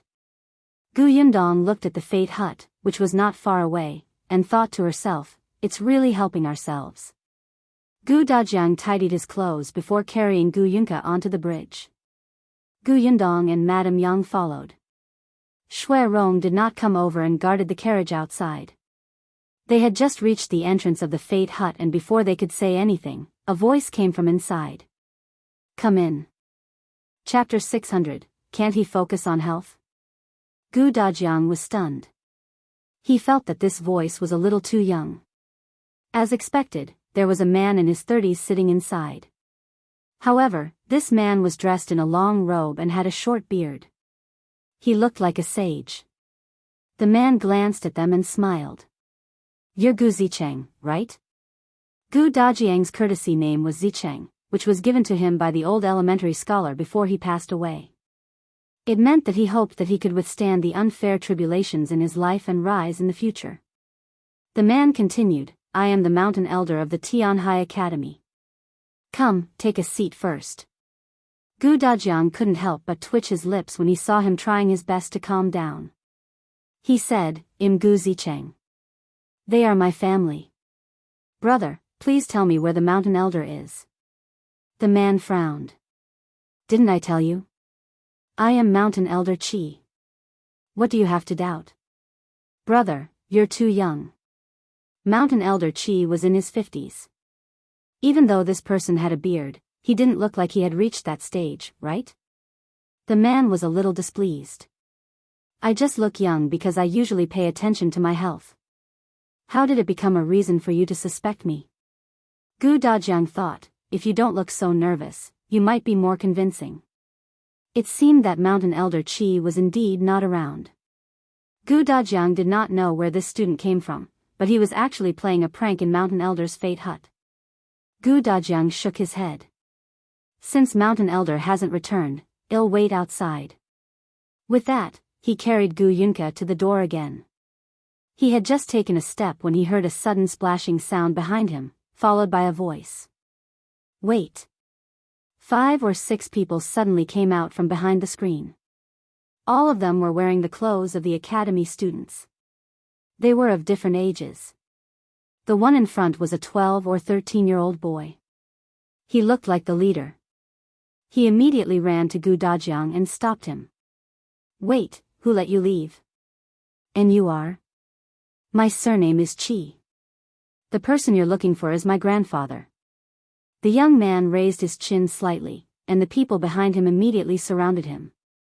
Gu Yundong could vaguely hear the whispers between them. I knew it.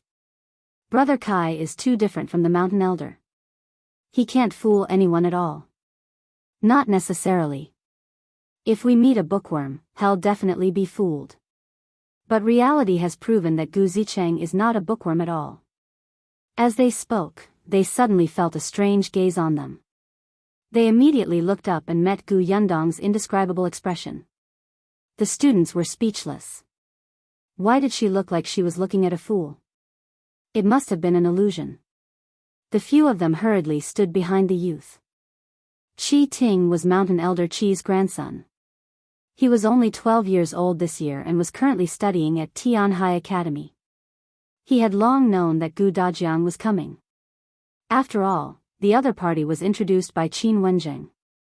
Qi Ting had heard his grandfather praise Qin Wenzheng since he was young. Although he had never seen him before, it did not stop him from being very unhappy with Qin Wenzheng. Qin Wenzheng was the better child. He was clearly a generation older than Qi Ting, but he still had to be compared to him. Just thinking about it made Qi Ting feel stifled. Therefore, when he heard from his grandfather that Qin Wenzheng had actually strongly recommended someone to come to Tianhai Academy to study, he especially wanted to see who this Gu Dajiang, who was praised by Qin Wenjing, was. Chapter 601. Test Qi Ting's first thought when he saw Gu Dajiang was, is there something wrong with this person's brain? Why did he bring his entire family with him when he came to study? And he's carrying a daughter in his arms? What Qi Ting didn't know was that if not for Gu Dajiang's strong objection, the people who came today would probably have formed a football team. He sized Gu Dajiang up from head to toe for a while. He didn't expect the little girl in Gu Dajiang's arms to suddenly make a face at him. She rolled her eyes and stuck out her tongue. Coupled with her chubby face, it was simply painful to the eyes. Qi Ting quickly shifted his gaze and raised his chin slightly as he asked, I heard that you were recommended by Qin Wenjing? Yes. Knowing the other party's identity, Gu Dajiang didn't leave. He took this opportunity to chat and treat it as getting to know his classmates in advance. I heard that you haven't even passed the county examination. You're not even a preparation scholar? Gu Dajiang thought for a moment and said, that's not right. It's not that I haven't passed the county examination, but I haven't participated in it. Why haven't you? You're already so old, did you never find a chance? Could it be that you've done something in the past and can't participate? Gu Dajiang frowned. Before he could answer, a cold voice came from the door. Qi Ting, don't be rude. Who taught you to be so impolite and aggressive? Hearing the voice, the expressions of Qi Ting and the other students behind him instantly changed, and they all lowered their heads. Gu Dajiang and company turned their heads and saw an energetic man in his 50s walk in. Immediately after, Qi Ting and the others greeted respectfully, Mountain Elder. So this is Mountain Elder Qi. Gu Dajiang put down the girl in his arms and hurriedly cupped his hands in greeting. Greetings, Mountain Elder Qi. Mountain Elder Qi glared at Qi Ting before saying to Gu Dajiang, Zicheng, there's no need to be so polite. I didn't teach them well and made a fool of myself. Mountain Elder, you're being too serious. It was just a joke. The Mountain Elder glared at Qi Ting again. The latter suddenly trembled and hurriedly apologized to Gu Dajiang. The other students also apologized one after another. They were very polite. Gu Dajiang naturally wouldn't fuss over it. Seeing that Mountain Elder Qi had already sat down, he took out Qin Wenzheng's recommendation letter and introduced his wife and daughter. Mountain Elder Qi opened the recommendation letter and read it. He nodded slightly and said, Wenjing has already told me about your situation. Although I believe in his judgment, we can't skip the assessment. You know this, right? Yes, I understand. Please give me the question. However, the Mountain Elder took a sip of tea with an enigmatic smile on his face. Qi Ting was very familiar with this smile. He knew that his grandfather was going to have another bad idea. This was his favorite. Originally, Qi Ting wanted to leave. After all, his grandfather would settle the score later. But now, he couldn't bear to. He wanted to see Gu Dajiang make a fool of himself. If he didn't leave, the other students naturally wouldn't leave either. They were still curious about how the Mountain Elder would test the new student. Indeed, after a while, Mountain Elder Qi put down the teacup in his hand and smiled. Do you think that I'm going to test the contents of the books? Gu Dajiang was stunned. The Mountain Elder means, no way, he had really read a lot of books. The Mountain Elder waved his hand. Don't be nervous. It's not a difficult problem. As he spoke, he glanced at Gu Yundong and then at Madame Yang. Then, under Gu Dajiang's puzzled gaze, he slowly said, there are a total of 3 questions. Let's start with the first question. Chapter 602, Deadly Question. If one day, when you become an official in a certain place, a bandit captures your wife and eldest daughter and uses them to threaten you. The Mountain Elder's voice was very calm, but when he spoke, everyone's ears could not help but prick up. Even Gu Yundong was the same. He stopped in the middle of his sentence and Qi Ting whispered, my grandfather must be asking if he could protect his country in the face of the threat of the bandits. He should sacrifice his wife and daughter's lives to serve the country. Even those who had been officials had such thoughts. This question was a repeated one without any novelty. But very quickly, the mountain elder changed the topic and asked, "And you can only save one person. Are you going to save your wife or your daughter?" Everyone was speechless. Qi Ting felt his face hurt a little. "Grandfather, your question is abnormal."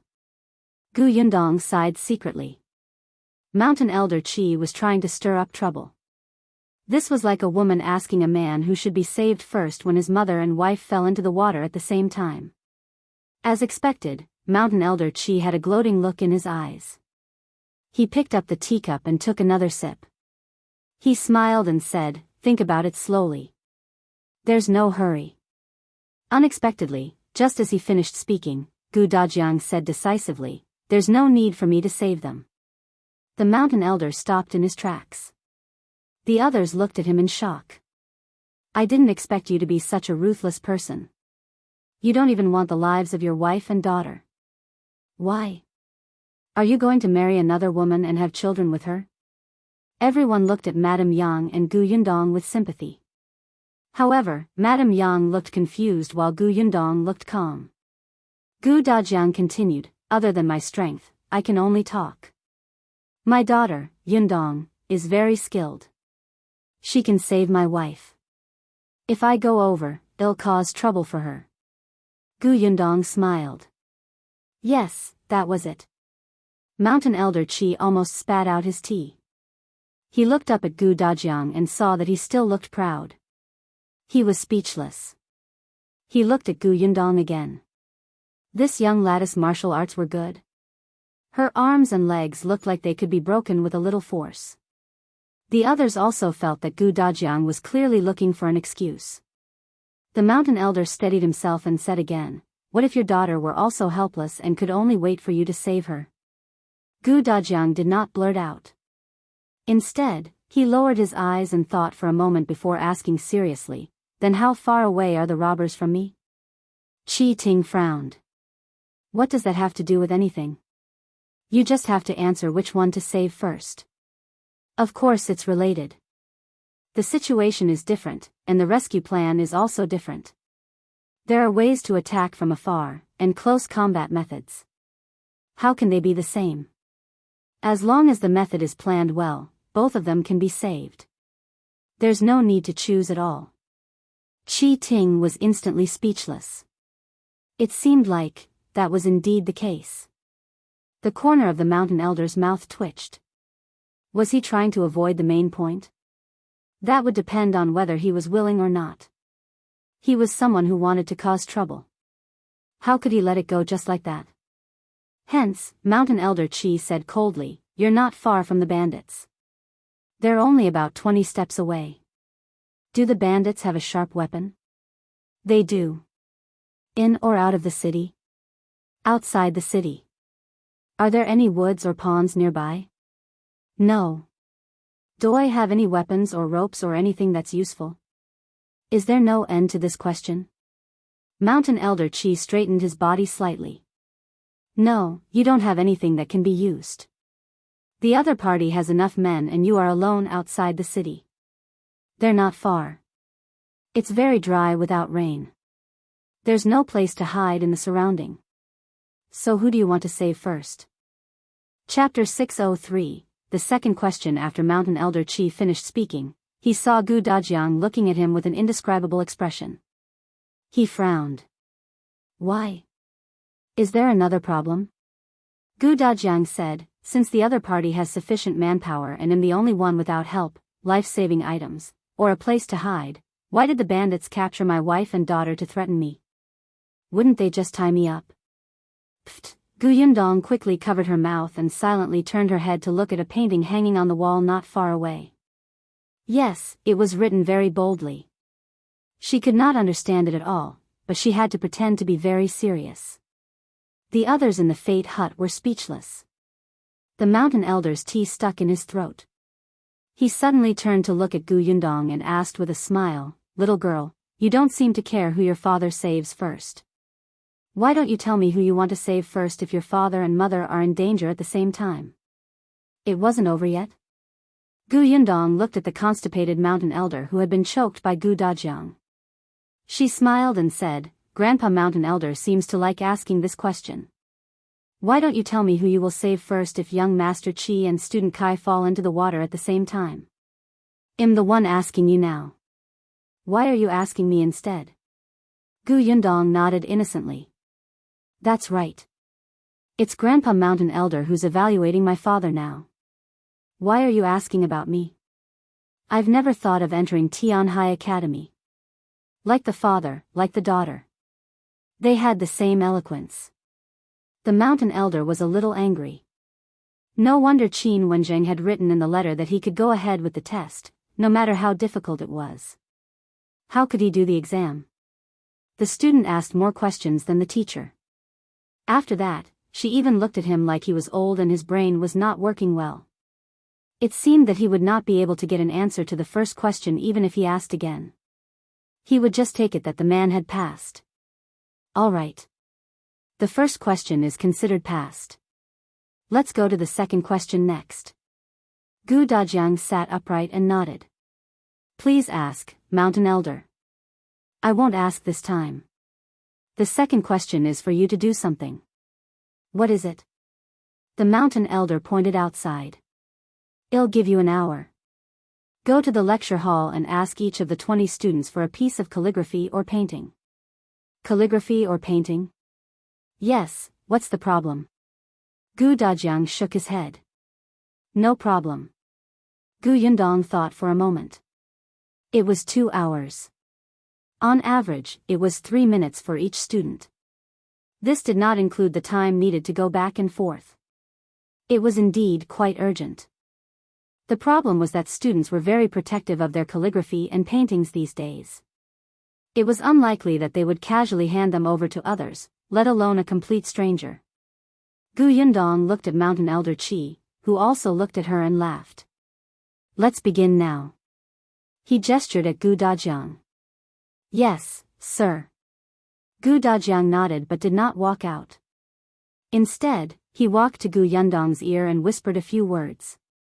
When Gu Yundong heard this, she nodded with a smile and took out something from her sleeve. In fact, it was taken from the space, but others could not see it. Qi Ting craned his neck to take a look, but Gu Dajiang quickly put it away without letting anyone see it. Then, he turned around and cupped his hands at Mountain Elder Qi.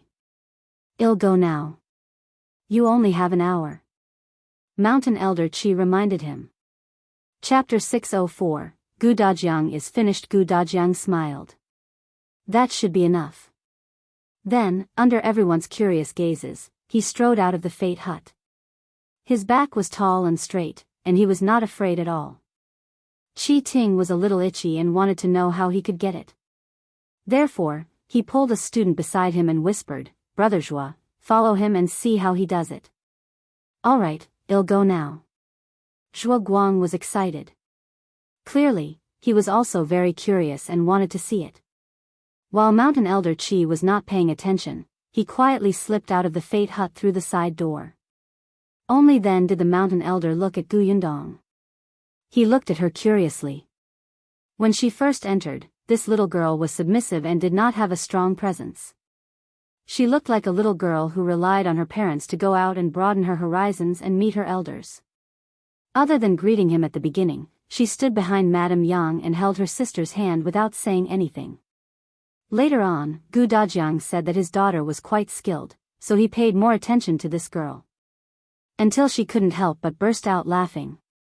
When she answered his question, she had a calm and composed image without any fear. Her presence was so strong that no one could ignore her. This young lady was quite interesting. He could not help but pour a cup of tea for Gu Yundong and asked, What did you give your father? Gu Yundong drank the tea quickly, but she did not answer his question honestly. Won't Grandpa Mountain Elder know in a while? You're quite tight-lipped. The Mountain Elder leaned forward slightly and took a few more glances. He realized that this young lady was actually very good-looking.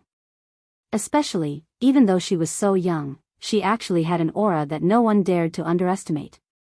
He turned around and looked at his grandson. The two of them seemed to be about the same age.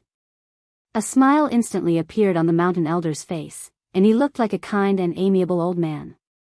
Your name is Gu Yundong, right? Yes. Gu Yundong's eyebrows twitched. This man looked like an old fox who was scheming against everything. How old are you? 15. Are you engaged?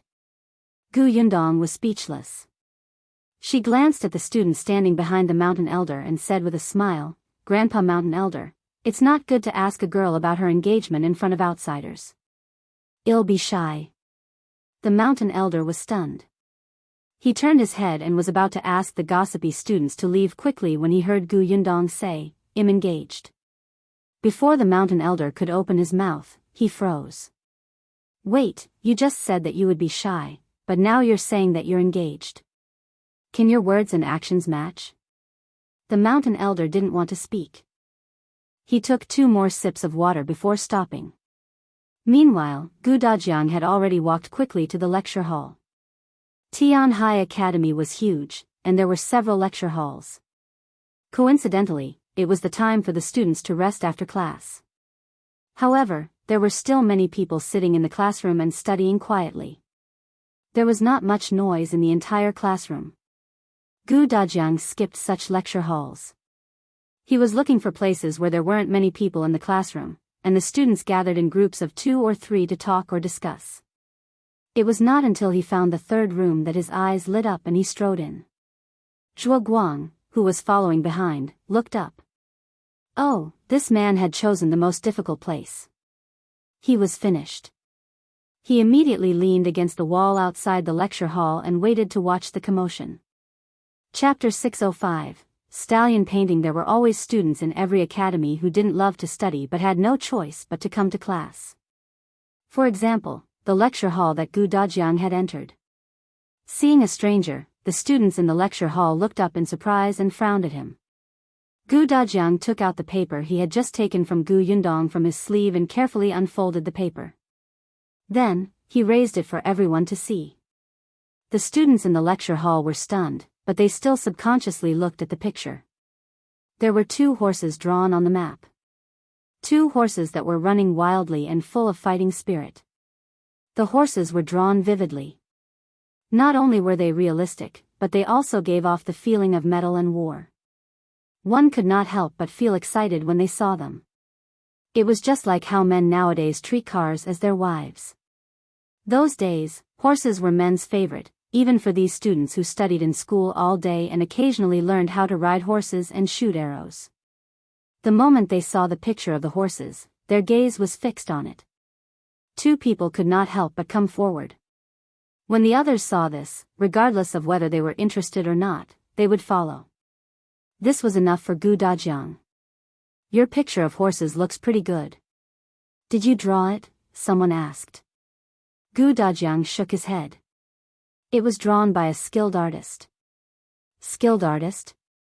A student sneered. To say that the artist was skilled in the Tianhai Academy, which was filled with talents. Was he joking?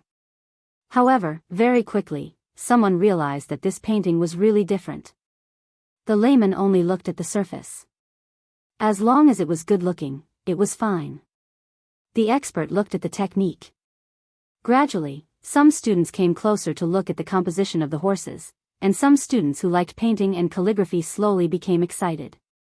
This is a charcoal painting that has become popular recently, but this is the first time I've seen such a delicate and smooth painting. Look at these lines. They're fine and powerful, and they're dyed layer by layer from shallow to deep. Moreover, the effect of light and dark has a strong conflict, making the 2 horses look instantly tall and mighty, making people feel a terrifying pressure. It's as if the horses are galloping towards you, and they're about to appear. Good, this is simply too wonderful. People without skills can't draw such a painting at all. That's right. This painting is the best charcoal painting I've ever seen. Is that so? There were also students who were not very talented in painting. Hearing this, they asked, better than our academy's Master Xia? Although Master Xia has very high attainments in painting and calligraphy, he has only just begun to study charcoal painting after all. It does feel a little lacking. Last time, I saw Master Xia throwing paper all over the ground. He seemed to be very troubled too. Gu Dajiang remained silent as he watched them discuss. After a while, someone finally came out and asked him, "Brother, you said this was the work by a skilled painter. I wonder where that painter is. Can you introduce him?" Gu Dajiang shook his head. "That painter keeps a low profile, so it's not convenient to meet them. However, if everyone present wants to improve your painting skills, there's a way." "What is it?" Someone immediately said anxiously, "I've drawn many charcoal drawings like this, but it's always not smooth enough. I don't know what's wrong. Tell me, how can I improve it?" There were also people who expressed their doubts. "Brother, aren't you being too confident? Everyone encounters different problems. You only have one method, and not everyone can use it." Chapter 606, completed. Gu Dajiang placed the painting in his hand on the podium and let the others continue watching. Then, he faced the student who had raised the question and said, "You're right. Everyone encounters different problems. Therefore, if there's a brother who has drawn with charcoal and feels that there's anything he's not satisfied with, and he needs someone to help him take a look, he can bring the painting over. I'll personally show it to that artist." Everyone was stunned. Gu Dajiang continued, "After the artist finishes reading it, they will naturally write down what you should pay attention to. Everyone here is a learned person. I believe that as long as you're given some pointers, you will definitely be enlightened. Your painting skills will more or less improve." Everyone looked at each other. That was indeed the case. Whether it was learning or painting, there were times when they lacked a little enlightenment. They were very tempted, so Gu Dajiang continued, "If everyone is interested, you can give the painting to me now. I'm Gu Zicheng, about to become a student of Tianhai Academy. I won't destroy my future and deceive everyone. I promise to return the painting before school ends today. Of course, if everyone doesn't believe me, you can ask student Zhuangzi, who is standing at the door." Zhuangzi, who was leaning against the door listening to the commotion and marveling at Gu Dajiang's wit, was tempted to see the painting with his own eyes. He was so shocked that he stood up straight. 2 students immediately came out of the lecture hall. Seeing that he was really there, they immediately surrounded him and asked him if it was true. Zhuangzi was speechless. How did he become Gu Dajiang's guarantor? No, he thought that his whereabouts were very secretive. How did Gu Dajiang know that he was outside? Furthermore, he even knows my name? Is Gu Dajiang that smart? Because he was too shocked, Zhuangzi did not have time to refute at all. He only nodded subconsciously. Zhuangzi was relatively close to the mountain elder's grandson, Qi Ting. Most of the students recognized him. With him as a witness, Gu Dajiang's words became much more believable. Therefore, someone quickly took out their painting and handed it to Gu Dajiang. With the first one, there would be a second one. This kind of thing that was helpful to their painting skills was rare. Even students who did not have a deep understanding of painting would not let go of such an opportunity. When Gu Dajiang saw this, he hurriedly said, "The artist only has limited time, so they can only accept 20 paintings. It's not appropriate to accept too many." "Only 20 paintings?" As soon as he said this, the other students who were still hesitating did not dare to delay anymore and quickly opened their cases. There were also paintings left at home or in the schoolhouse. It would definitely be too late to get them now.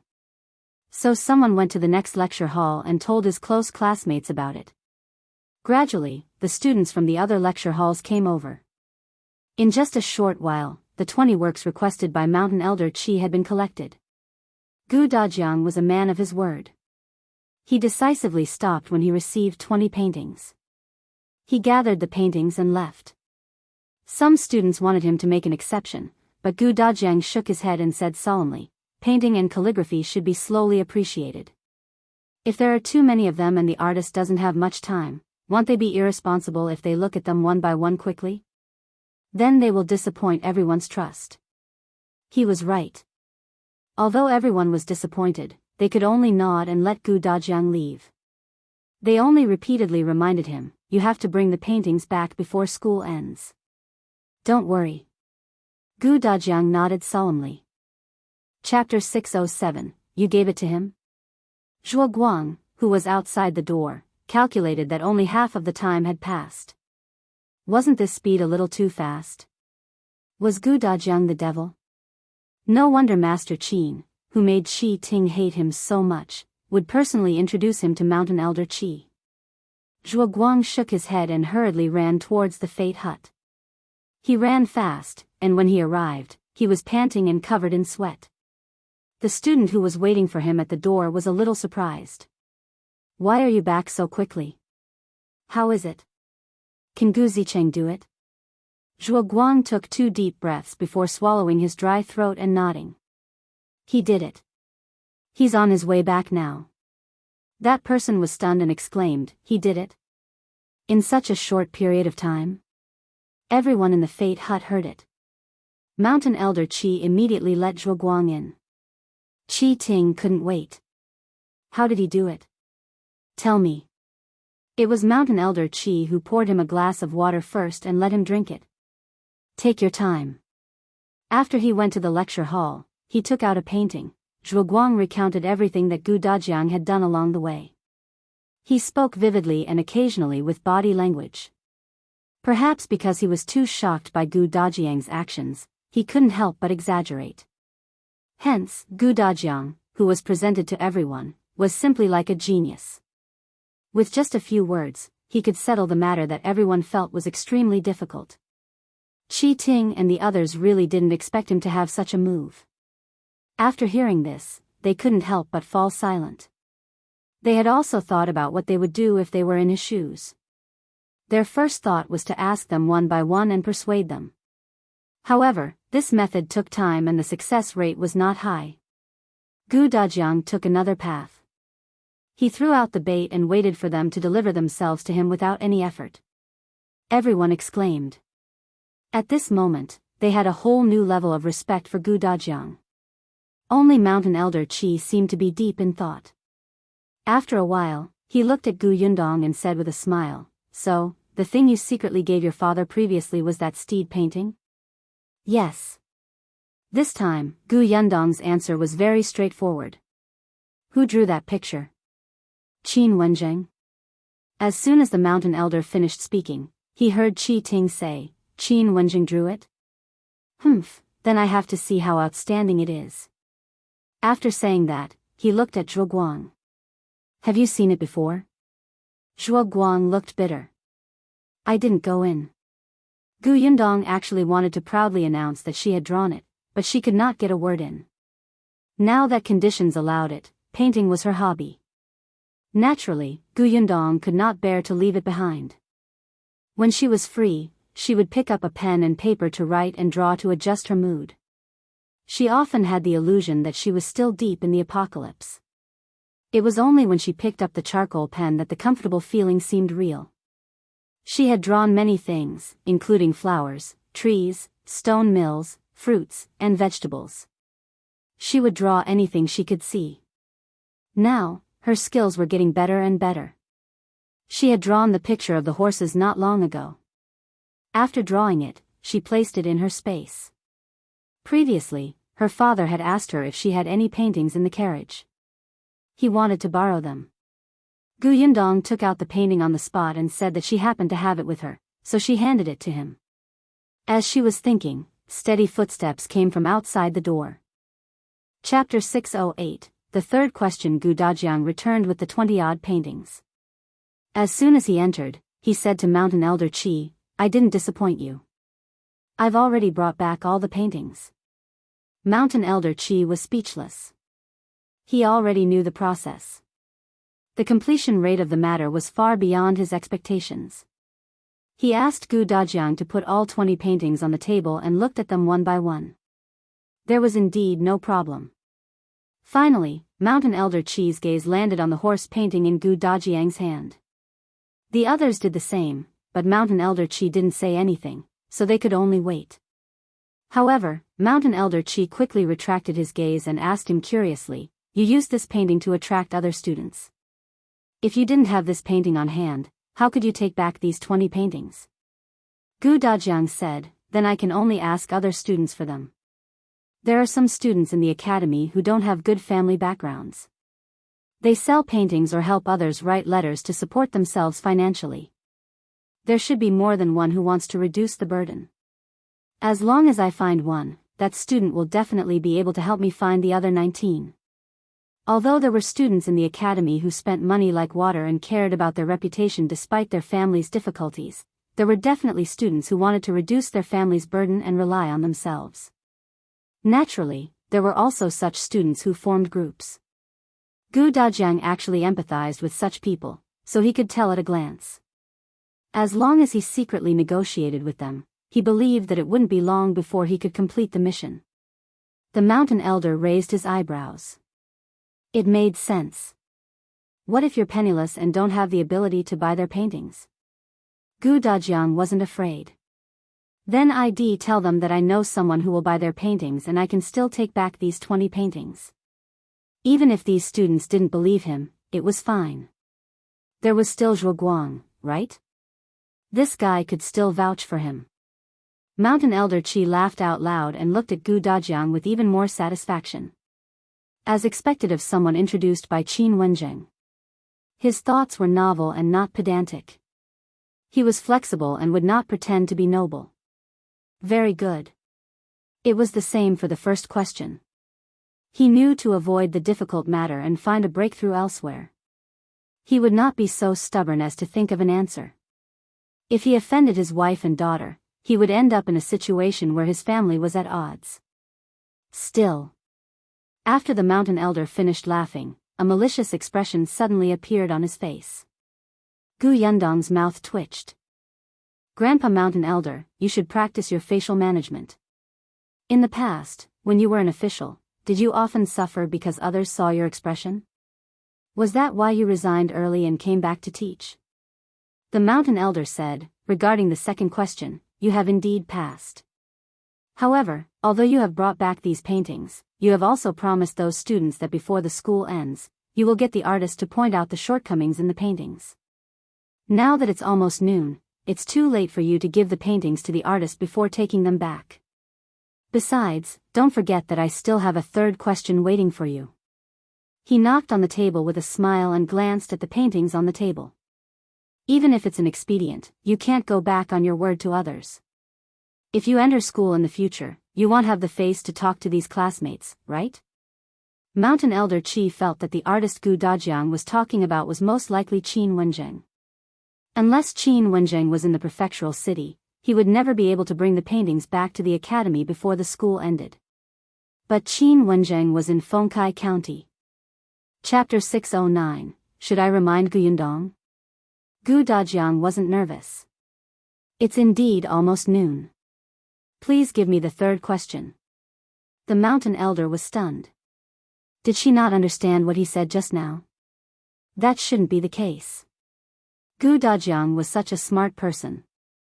It was only when he saw Yundong stand up and carry the 20 paintings back that he was slightly stunned and came to a realization. That's right, Dajiang still had his sharp-tongued daughter. Dajiang could pass the third test in peace while his daughter took the paintings away and get help. Alright, then I'll talk about the third one. Mountain Elder Qi said, the third one isn't difficult. You have to go to a lecture hall that's in the middle of a lesson. After you're done listening, write an essay for me. The third was the true test of Dajiang's knowledge. It was really not difficult in a way. Most people who had read books knew how to write an article. Moreover, this article did not have any restrictions. You could cut in from any angle and do whatever you wanted. However, it was difficult in another way. After all, the person reviewing the article was Mountain Elder Qi.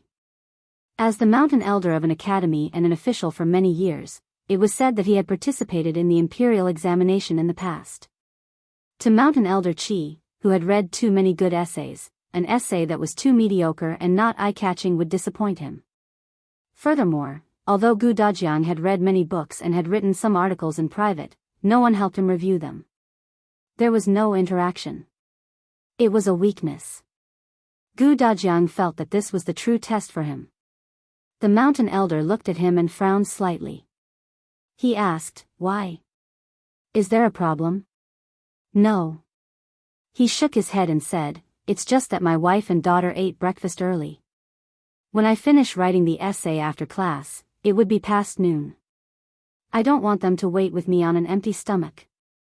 Mountain Elder Qi nodded, but he thought to himself that Gu Dajiang was probably finding an excuse for his daughter to leave the academy with the paintings, right? However, he did not want to do as Gu Dajiang wished. "It doesn't matter. The academy has a canteen. I'll get someone to bring you some food. The weather is hot now. It's inconvenient for them go out in the afternoon. You don't want them to be tired, right?" "In that case, thank you, Mountain Elder." Gu Dajiang bowed deeply. "Then he'll go to the lecture hall." The Mountain Elder was stunned. He agreed just like that. Shouldn't he persevere a little? He suddenly felt like he was punching cotton. He clearly had a bad idea in his heart, but the other party did not seem to take the blow as he had imagined. It was simply too bad. Gu Dajiang turned around and left. When Qi Ting saw this, he thought for a moment and quickly approached a student beside him. "Bring him to the Enlightenment Lecture Hall." The difficulty had increased. He wanted to see how Gu Dajiang would pass. The Tianhai Academy was also divided into several parts. The Enlightenment Lecture Hall was filled with young children, so the content of the teacher's lectures was naturally not deep.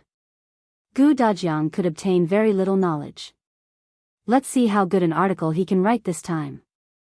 The student nodded and quickly followed. Mountain Elder Qi saw it but did not stop him. In the face of a challenge, he would always encounter all kinds of accidents. It was also a good opportunity for Mountain Elder Qi to see how he could adapt to the situation. So he tacitly agreed. What he cared about now was something else. It had been so long. Why didn't the Gu family's girls say that she was leaving? Should he remind her that time was tight? Chapter 610. Gu Yundong's painting. Mountain Elder Qi cleared his throat, glanced at Gu Yundong, and said, "Miss Gu, the school ends at 1700 hours in the Tianhai Academy." His words were very obscure. Gu Yundong nodded. "Yes.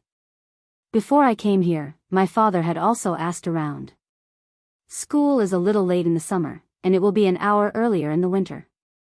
The Mountain Elder was speechless. Why didn't she understand?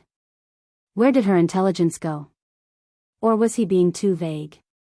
He coughed lightly and gave up on himself. He said openly, "Miss Gu, time is quite tight. You have to return those paintings before the school ends. Shouldn't you make some moves?"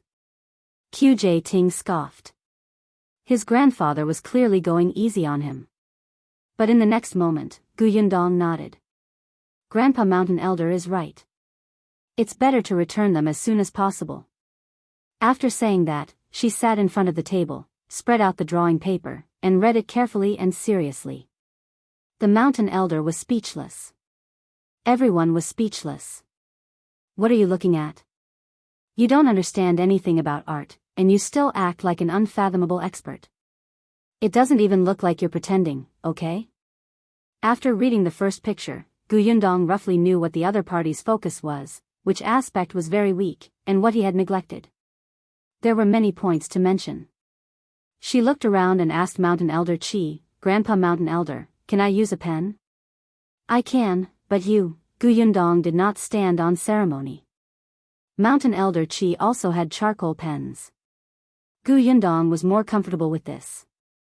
He took one and started writing on the drawing paper. The Mountain Elder was stunned. He suddenly stood up and walked to her. "What are you doing?" Gu Yundong looked up and said matter-of-factly, "Of course I'm pointing out what's lacking and helping this student improve his painting skills. Didn't my father say so?" "No, what nonsense are you writing?"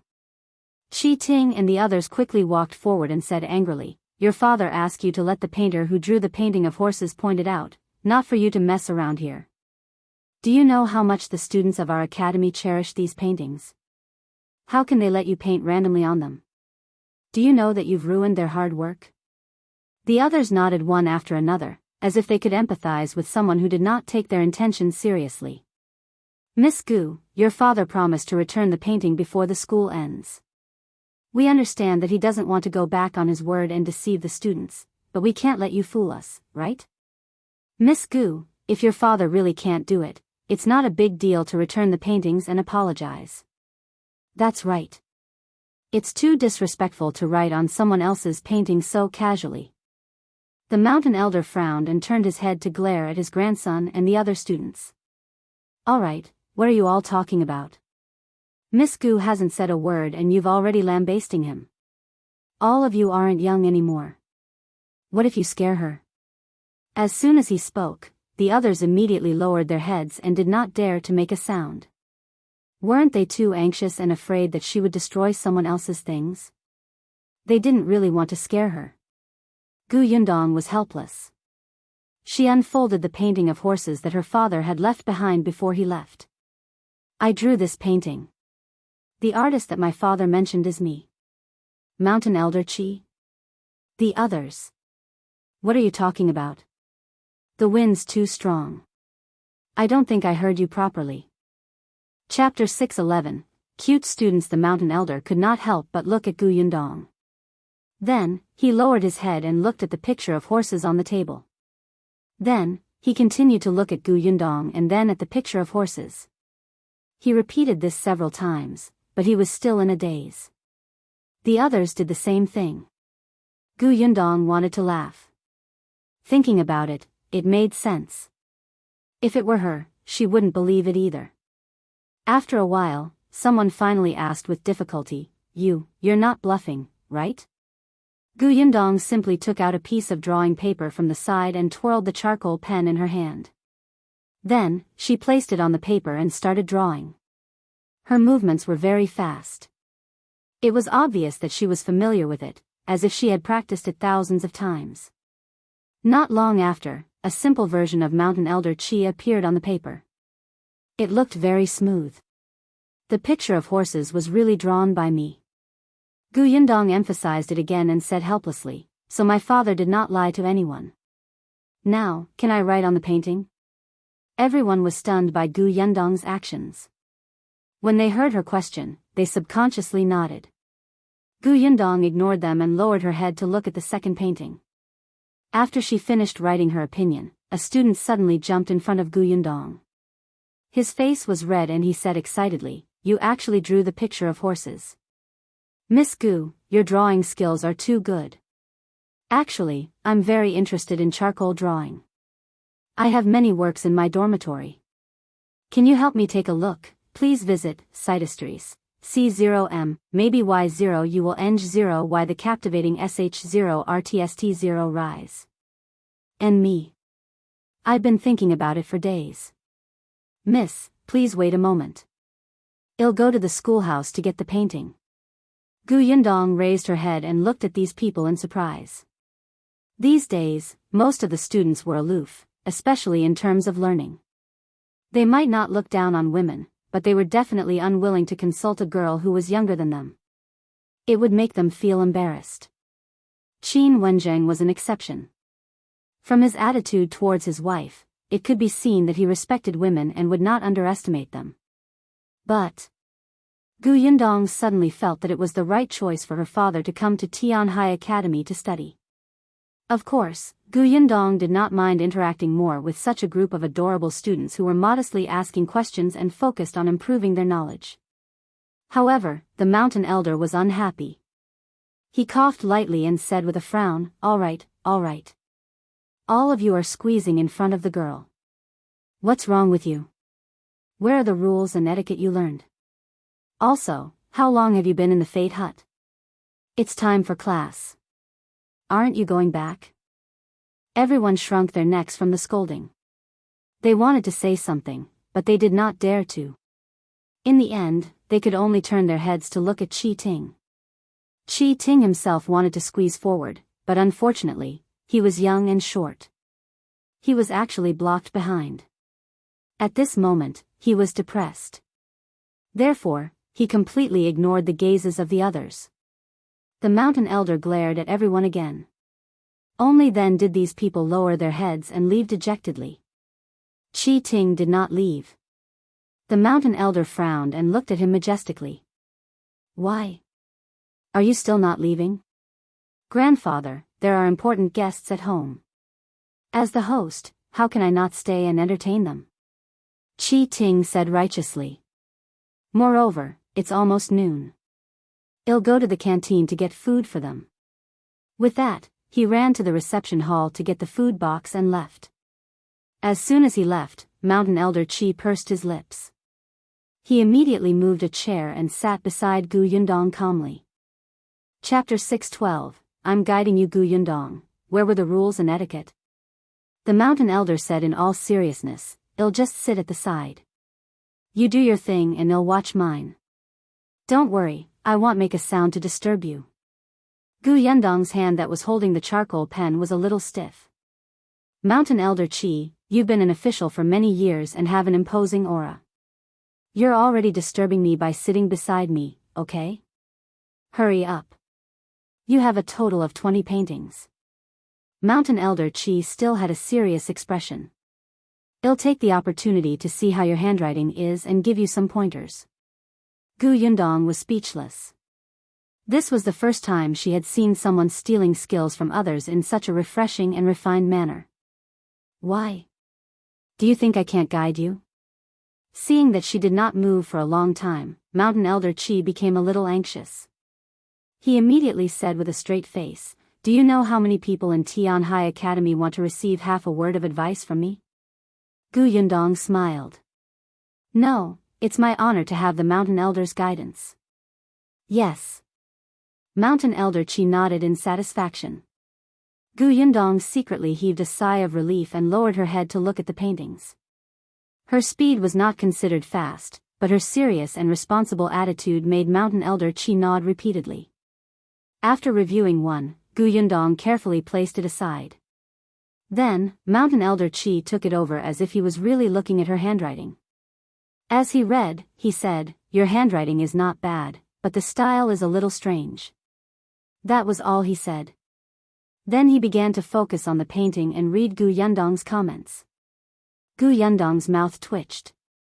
Forget it, as long as he was happy. She continued to flip through the next painting. Just as she was about to write, hurried footsteps suddenly came from outside the door. Gu Yundong was stunned for a moment when the Mountain Elder beside her suddenly stood up. He was a few steps away from the desk, as if it had been someone else who was sitting at the side and looking at the painting. He had just taken 2 steps when Qi Ting came in with a lunchbox.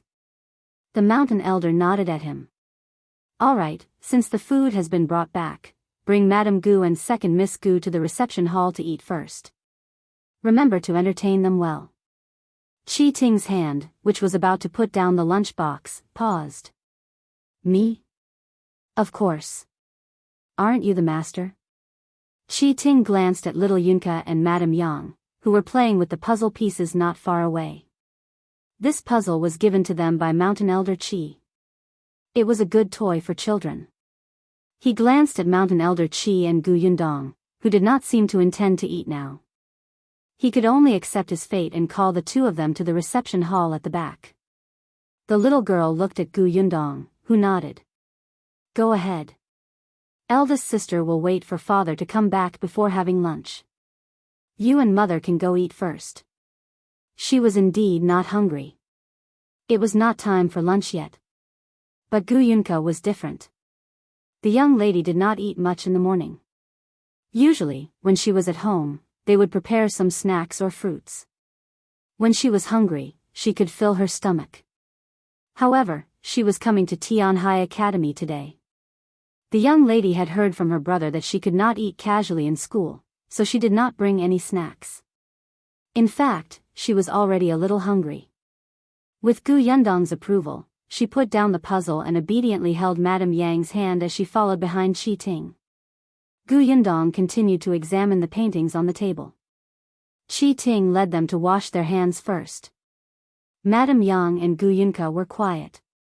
After washing their hands, Madame Yang wiped her hands with a handkerchief. Qi Ting watched from the side. He was about to say that a brat was a brat, who needed someone else to wipe her hands. Who knew that in the next moment, his eyes suddenly widened.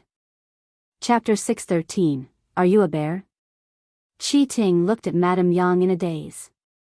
Seeing that her gaze was honest and not at all ashamed of being seen by others when she reached out to let her daughter wash her hands, he finally realized that something was wrong. When the two of them walked to the dining table and Qi Ting took out the food from the food box, he heard Madame Yang's eyes suddenly light up. He quietly said to Gu Yunke, "There are dumplings. They're my favorite food." Qi Ting finally confirmed his thoughts. This Madame Yang didn't seem to be a normal person.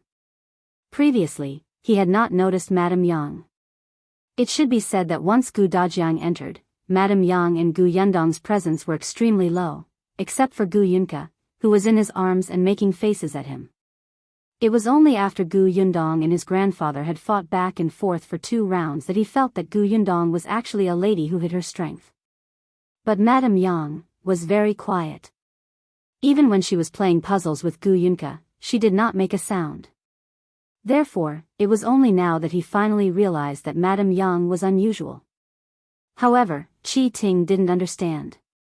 Even though he had read for so many years and wasn't pedantic, he couldn't understand Gu Dajiang's actions. Towards his wife, who might not be smart, Gu Dajiang was able to stay by her side. This meant that he valued relationships and was a responsible man. Qi Ting admired him. However, when he was out and at such an important and rigorous time in his studies, it was fine if he brought along a capable daughter. However, if he brought along a wife who couldn't help at all and didn't even understand what they were talking about or even might drag him down, Qi Ting felt that Gu Dajiang was abnormal. At this moment, he was a little regretful. Wasn't it too much to deliberately arrange for him to be in the Enlightenment lecture hall? Qi Ting was still thinking. When he came back to his senses, he realized that the adult and child opposite him had already eaten more than half of it. He quickly lowered his head to eat. After eating, he still had to ask Gu Yundong about the drawings. He wanted to know who Gu Yundong had learned how to draw. Was it Qin Wenjing? However, halfway through his meal, he suddenly felt a strong gaze that made him unable to sit still. Qi Ting suddenly looked up and met Gu Yunke's big, watery eyes. He was stunned. What's wrong? Can't eat anymore? The little girl shook her head, but she still stared at him, on the small plate beside him. Qi Ting followed her gaze. He had specially taken out this small plate and placed it at the side to contain the food he didn't want to eat. Now that he was being stared at by a little girl, Qi Ting inexplicably felt flustered. He glared at the little girl. "What are you looking at? You're picky." Gu Yunke pointed at the small plate in front of him and said, "You don't eat vegetables, you only eat meat." What's wrong with not eating vegetables? He liked to eat meat. The young lady was young, but she had a lot of control. Qi Ting stuffed a piece of meat into his mouth in front of her. The little girl frowned. "Why? The vegetables are so delicious. Listen, they're crispy when you bite them." She even demonstrated as she ate with relish. Qi Ting looked at her little mouth moving and actually felt that he was a little greedy, as if the vegetables in her mouth were especially delicious. Stop, stop, stop. Delicious my ass. I'm not a rabbit. I don't eat grass. Gu Yunke blinked. Are you a bear? Chapter 614, This person has evil intentions. What bear? Qi Ting suddenly stood up. Are you cursing me? Gu Yunke looked confused. No, I heard from Brother Ah Mao that bears only eat meat. Madame Yang nodded and testified. I heard it too. Qi Ting glared at the mother and daughter. No, he retracted his previous thoughts. Gu Dajiang was not simple at all. Other than Gu Yundong, who hid his strength well, these two were also extremely lethal. They silently scolded him, but he could not blame them. Look at the expressions on their faces. It was as if he had done something wrong. Gu Yunke saw that he seemed to be very angry and quickly went to Madame Yang's ear and whispered. Mother, we seem to have said something wrong. Shoo, let's pretend that we didn't make a sound just now. Let's eat and let him think that it's an illusion. Alright, let's pretend that we don't know that he's picky about food. Don't look up and just muddle through. Yes, let's do that. Qi Ting, if you want to whisper, at least lower your voice. I can hear you. I can hear everything you say, all right? However, the two of them had already lowered their heads. Their faces were almost buried in the bowl, not even showing their eyes. Qi Ting was so angry that he laughed. Can you guys pretend any better? But what could he say? Was he really going to argue with a child and a fool? Qi Ting sat on the chair resentfully, having no appetite at all. Seeing that the two of them were still playing with their chopsticks after eating, he almost couldn't help but fall off the chair.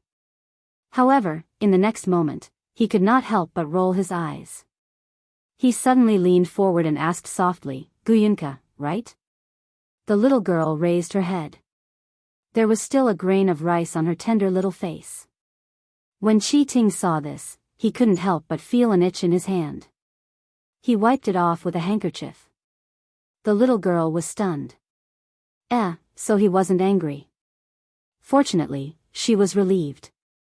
Hence, she nodded and patted her chest. Yes, my name is Guyunka. Can I ask you a few questions? The little girl said generously, ask me. I'll tell you everything I know. That's right. Her brother had taught her this idiom. Qi Ting was instantly amused. So, you know everything? Yes, I know a lot. The little girl was very proud. Although I'm only 4 years old. Is that so? A glint flashed across Qi Ting's eyes. Then tell me, who did your elder sister learn her drawing skills from? Qin Wenzheng? Guyunka immediately shrunk her neck. Oh no, she did not know the answer to this question. Moreover, it was about eldest sister. Aunt Ku had said that she could not tell others about eldest sister, especially men. If that happened, eldest sister's reputation would be greatly affected. After thinking for a while, the little girl could only say weakly, Can you change the question? Qi Ting was stunned and pondered for a moment. Perhaps this question was a little difficult for her. Hence, he changed the question. Is your sister very familiar with Qin Wenzheng?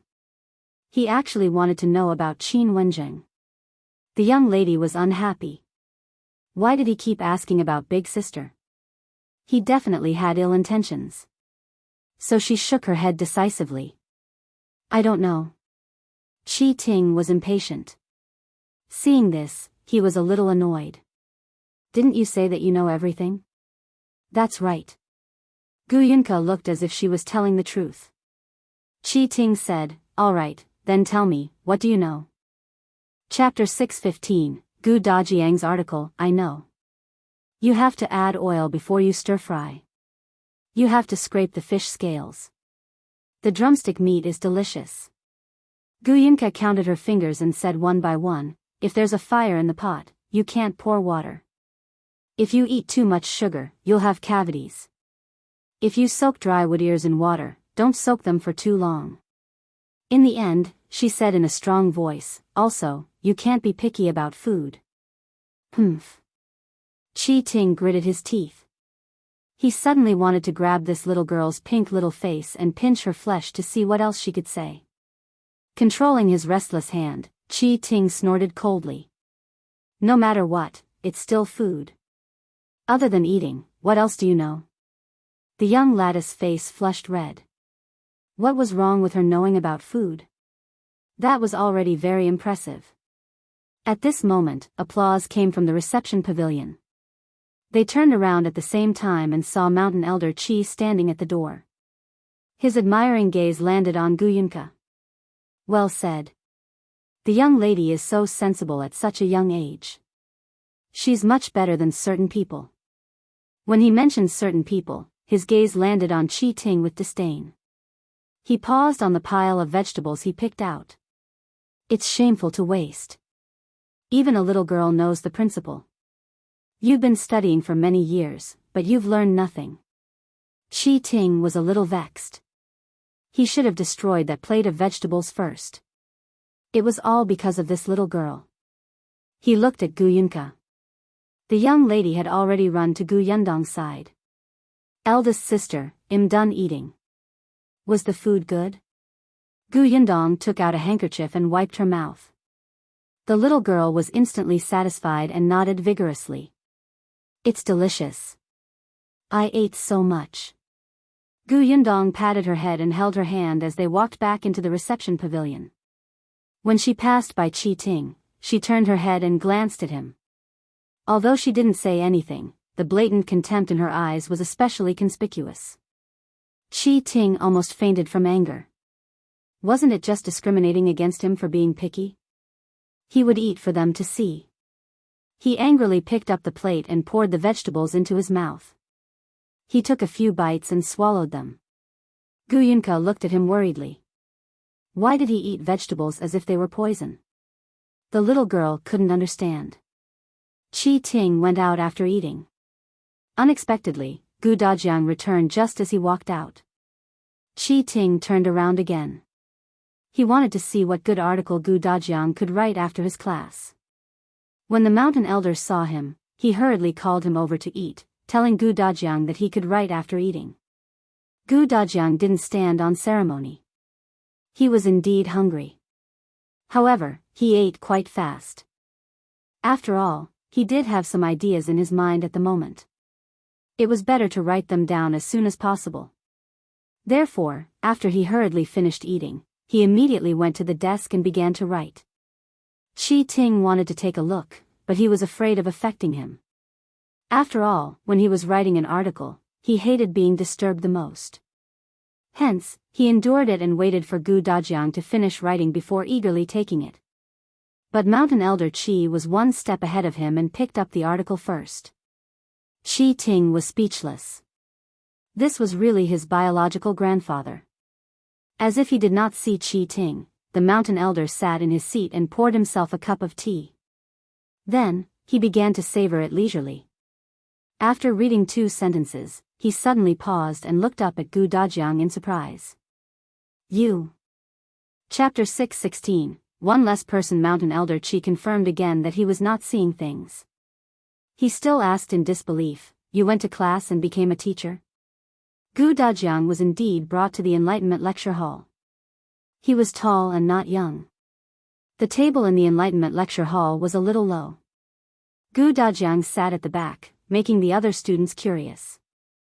The teacher was also very helpless, but knowing that this was the mountain elder's request, he could only pretend not to see Gu Dajiang and continue his class. However, halfway through the lecture, the teacher suddenly had an uncomfortable feeling in his stomach. He could only temporarily assign the students the task of reading books and leave the lecture hall. As soon as he left, the children, who were still young and naughty, immediately started buzzing. There were also a few mischievous children who ran to Gu Dajiang's side and surrounded him to ask questions. Gu Dajiang saw that this wouldn't do. Coincidentally, he knew the knowledge of the preparation class. Furthermore, he realized that this teacher's lectures were a little boring. Perhaps it was fine to teach older students, but it was quite tortuous for these children who couldn't sit still. Gu Dajiang happened to be a very patient person with children. Whether it was Gu Yundong or Gu Yunshu, he had taught them at home. He was experienced. Moreover, ever since Yunshu went to school, he would come back every day and talk about the school and the interesting things he did with Yuanji. Gu Dajiang gradually figured out the attitude of students at this age. Therefore, facing these students who were about the same age as his son, Gu Dajiang lectured like a storyteller. Soon, people listened and memorized the knowledge in the books. In the article that Gu Dajiang was writing, he was elaborating on the point of view of teaching according to one's aptitude. The mountain elder's eyes lit up as he nodded repeatedly. Good, well written. The novelty of the angle, the novelty of the argument. The article proved his point in several ways. Not only did the article have a deeper meaning, but he also knew very well that this article was for him, the mountain elder, to read. What did the mountain elder care about? Of course, it was the academy's teaching. This article was simply to the mountain elder's liking. Mountain Elder Qi laughed out loud after reading it. He stood up and patted Gu Dajiang's shoulder. You completed all 3 questions, and you completed them very well. Gu Dajiang, welcome to the Tianhai Academy. From tomorrow onwards, you can come to the academy to study. Gu Dajiang's eyes lit up as he finally heaved a sigh of relief. Thank you, Mountain Elder. Mountain Elder Qi was very happy. Qin Wenzheng had indeed introduced him to a good student. Even if Gu Dajiang did not obtain a good ranking in the imperial examination in the future, he was destined to be a talent. He put away the article and walked to the side to write a letter for him. When you come tomorrow, bring this post to supervisor He. He will arrange everything. Thank you, Mountain Elder. Gu Dajiang received it cautiously, feeling delighted. As for these 20 paintings, just leave them here for now. I'll get someone to return them to those students before school ends. Yes, Gu Dajiang naturally agreed. When he looked up, he saw that Mountain Elder Qi looked a little tired. He knew that the man had been busy for half a day, so he immediately bade him farewell. The Mountain Elder nodded and asked Qi Ting to send him out of the academy. Although Qi Ting was choked by the Gu family several times, he admired them at the same time and did not refuse. Moreover, as he walked towards the entrance, he explained some things about the academy to him. Gu Dajiang was grateful. Qi Ting was a little smug, and his pace could not help but slow down. Who knew that even so, when he turned around by chance, he still realized that someone was missing behind him. Chapter 617, Don't Be Strange. Qi Ting was dumbfounded. Wasn't there only one road here? How could someone get lost after taking a turn? Gu Dajiang also realized that his daughter was missing. He and Qi Ting looked at each other. Just as he was about to turn around and look for her, he heard a familiar voice coming from the corner. They went back and saw Gu Yundong standing there talking to someone. Sir, how much have you stuck? Just as he turned around, Qi Ting happened to hear this. He looked at the old man standing opposite Gu Yundong. Judging from his attire, he should be working in Tianhai Academy. Then, he looked at the net and bamboo pole in his hand. He immediately understood that this guy was specially hired by the academy to get rid of the cicadas in the summer. In the summer, cicadas chirped non-stop. There were often students who were so annoyed that they could not calm down to study. Actually, this was not a big deal. If the students could not even overcome this small noise, how could they participate in the imperial examination in the future? However, there were many rich young masters in the academy. They did not want to hear the sound of cicadas. They could not study in such a noisy environment. Therefore, they found someone to capture these cicadas. The Mountain Elder did not care. As long as the people who entered the academy were clean and there were no more than 5 of them, they could catch the cicadas if they wanted to. Without the chirping of the cicadas, he could also take a comfortable afternoon nap.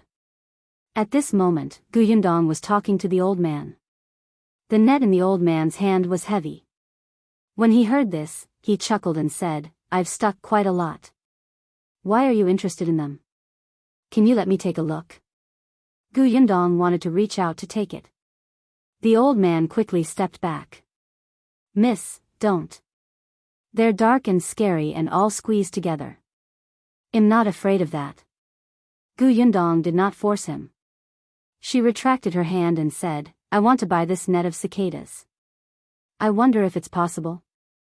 This time, not only was the old man shocked, but even Qi Ting was shocked. He looked at the girl in front of him who was 3 years older than him and did not know what to say. She bought a bag of cicadas out of the blue. Was there something wrong with her brain? The old man took a while to react. Miss, are you really going to buy this? Yes. How much? The old man was stunned for a moment before he quickly shook his head. No money, no money. If Miss wants it, feel free to take it. What kind of hobby was this? That won't do. You worked hard for half a day. Gu Yundong took out 50 copper coins and gave it to him. Besides, you have to give me this net. Gu Yundong paid and took the cicadas before calling the others to leave. Only the old man held the money in his hand and was dumbfounded. He had just earned 50 copper coins. After walking for a long time, Gu Dajiang asked her curiously, Yundong, why did you buy the cicadas? I'm going to cook them. Cicadas were very delicious. The meat in the middle was simply delicious. Just thinking about it made her crave it, but no one seemed to eat it here. Qi Ting almost fell to the ground after hearing this. It took him a while to calm down. He pointed at the net and said, You eat this worm? Gu Yundong glanced at him from the corner of her eye. How ignorant. Her you really haven't seen the world look almost made Qi Ting curse. On the other hand, Gu Yunke curiously reached out to poke the net. Eldest sister, is this delicious? After receiving Gu Yundong's affirmative nodding, the young lattice eyes lit up and she swallowed hard. Chapter 618, Poor child. If Big Sis said that something was delicious, it would definitely be especially delicious.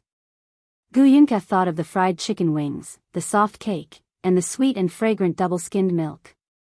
She could not wait. Although Madame Yang did not say anything, she could not help but speed up. Qi Ting was speechless. What was going on with this family? Eating a worm was like eating a delicacy. He couldn't bear to look at them.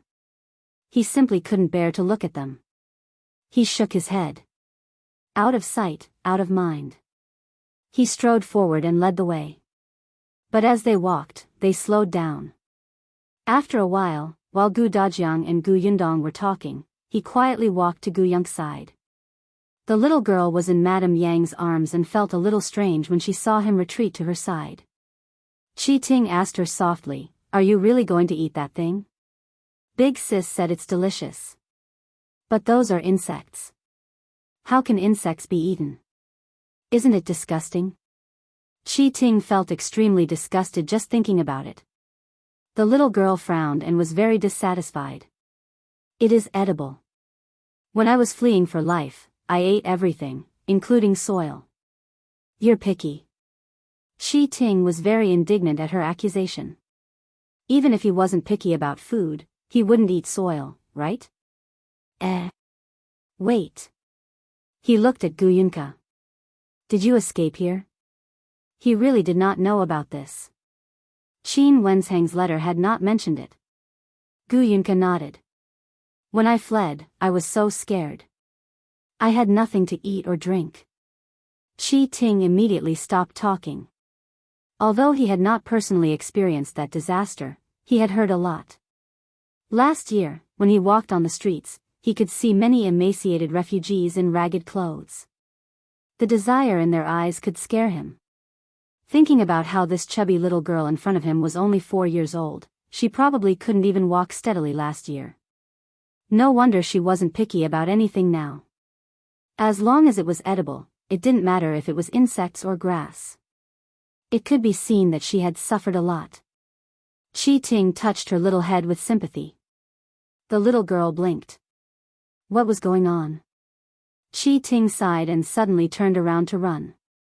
Gu Yunke was speechless. Did she say anything just now?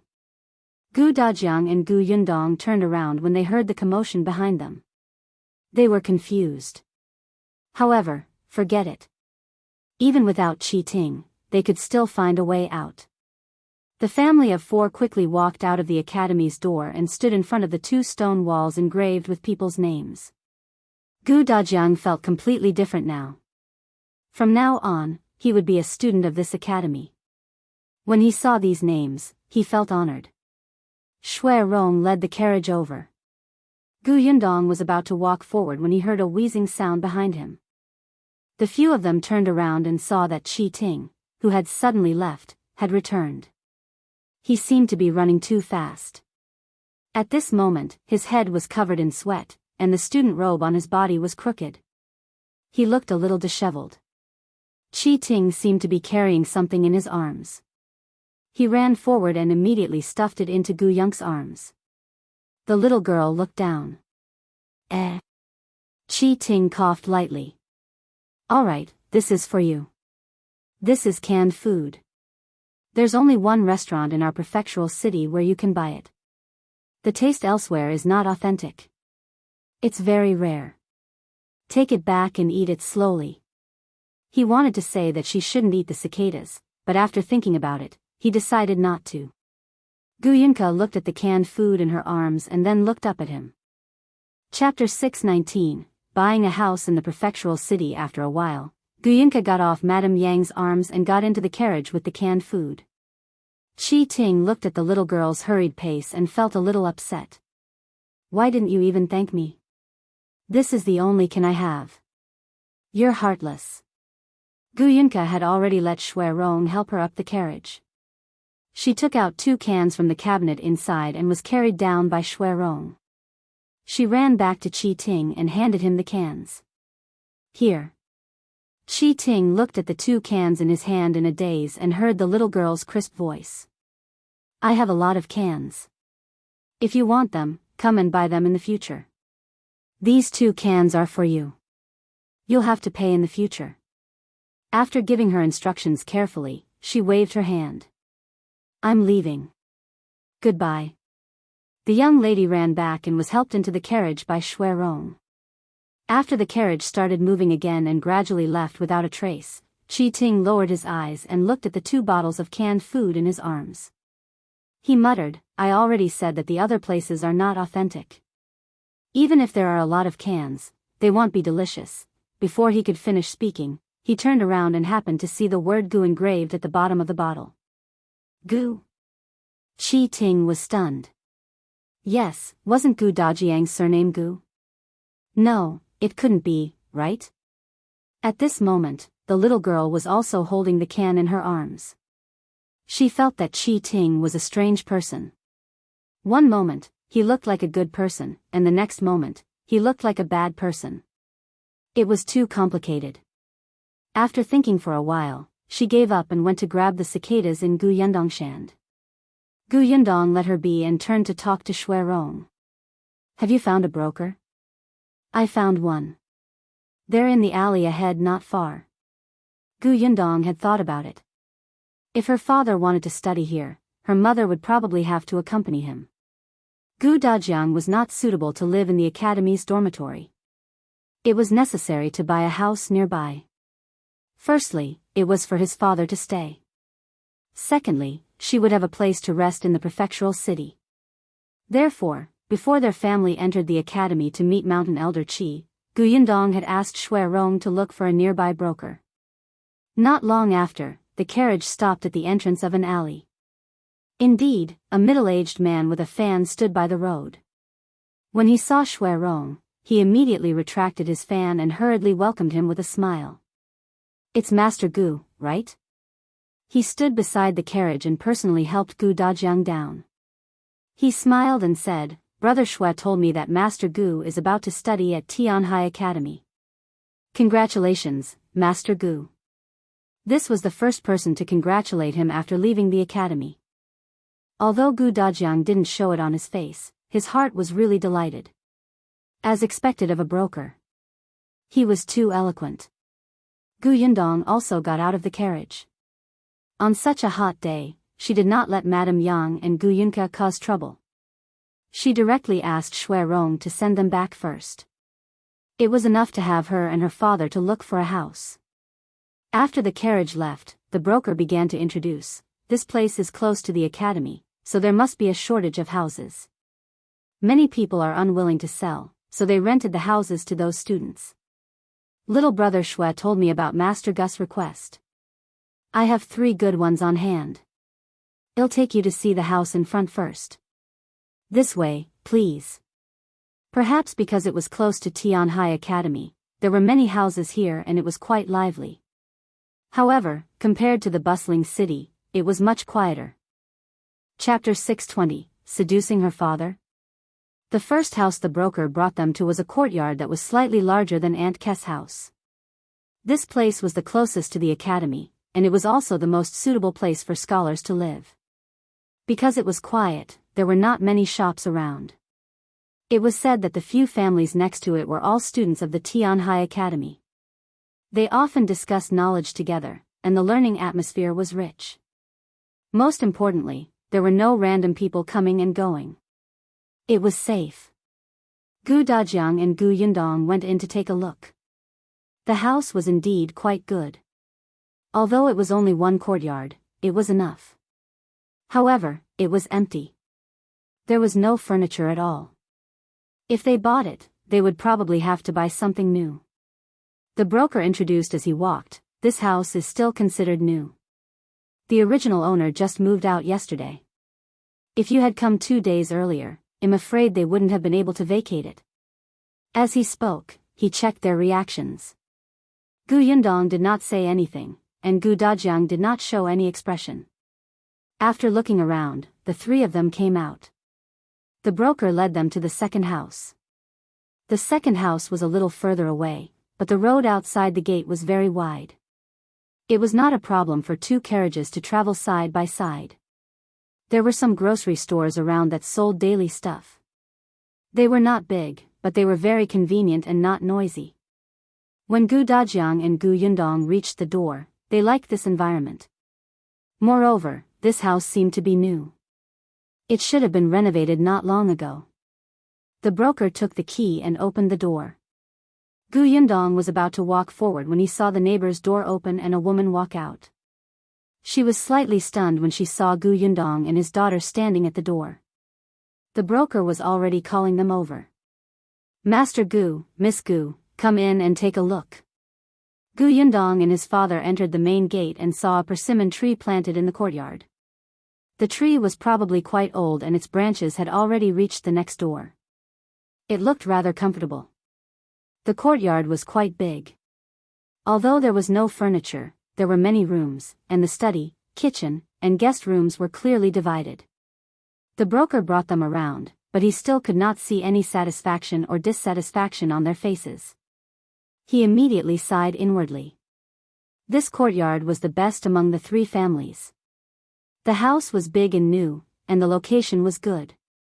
Of course, the price was naturally the most expensive. However, the Gu family had yet to ask for the price. They could discuss it slowly. "Let's go to the next house." Gu Yundong planned to check all of them before deciding. It was necessary to compare the goods. The broker acknowledged the order and led them out. Once the door was locked, he led Gu Yundong and her father to the third house. Unexpectedly, when they walked to the room next door, the woman they had seen previously also came out. She nodded slightly at them and left with her head lowered. The broker walked in front and didn't notice. Gu Dajiang seemed to be considering the advantages and disadvantages of the 2 houses.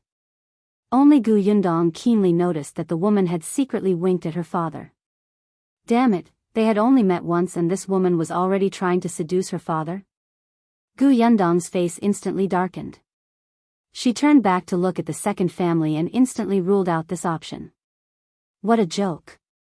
After buying the house, her father would spend most of his time in the academy. Her mother would live in this house. If this woman had feelings for her father, wouldn't she find an opportunity to bully her mother?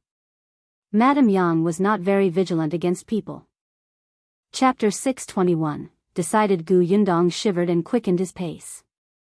The broker took them to the third house. This one had 2 courtyards.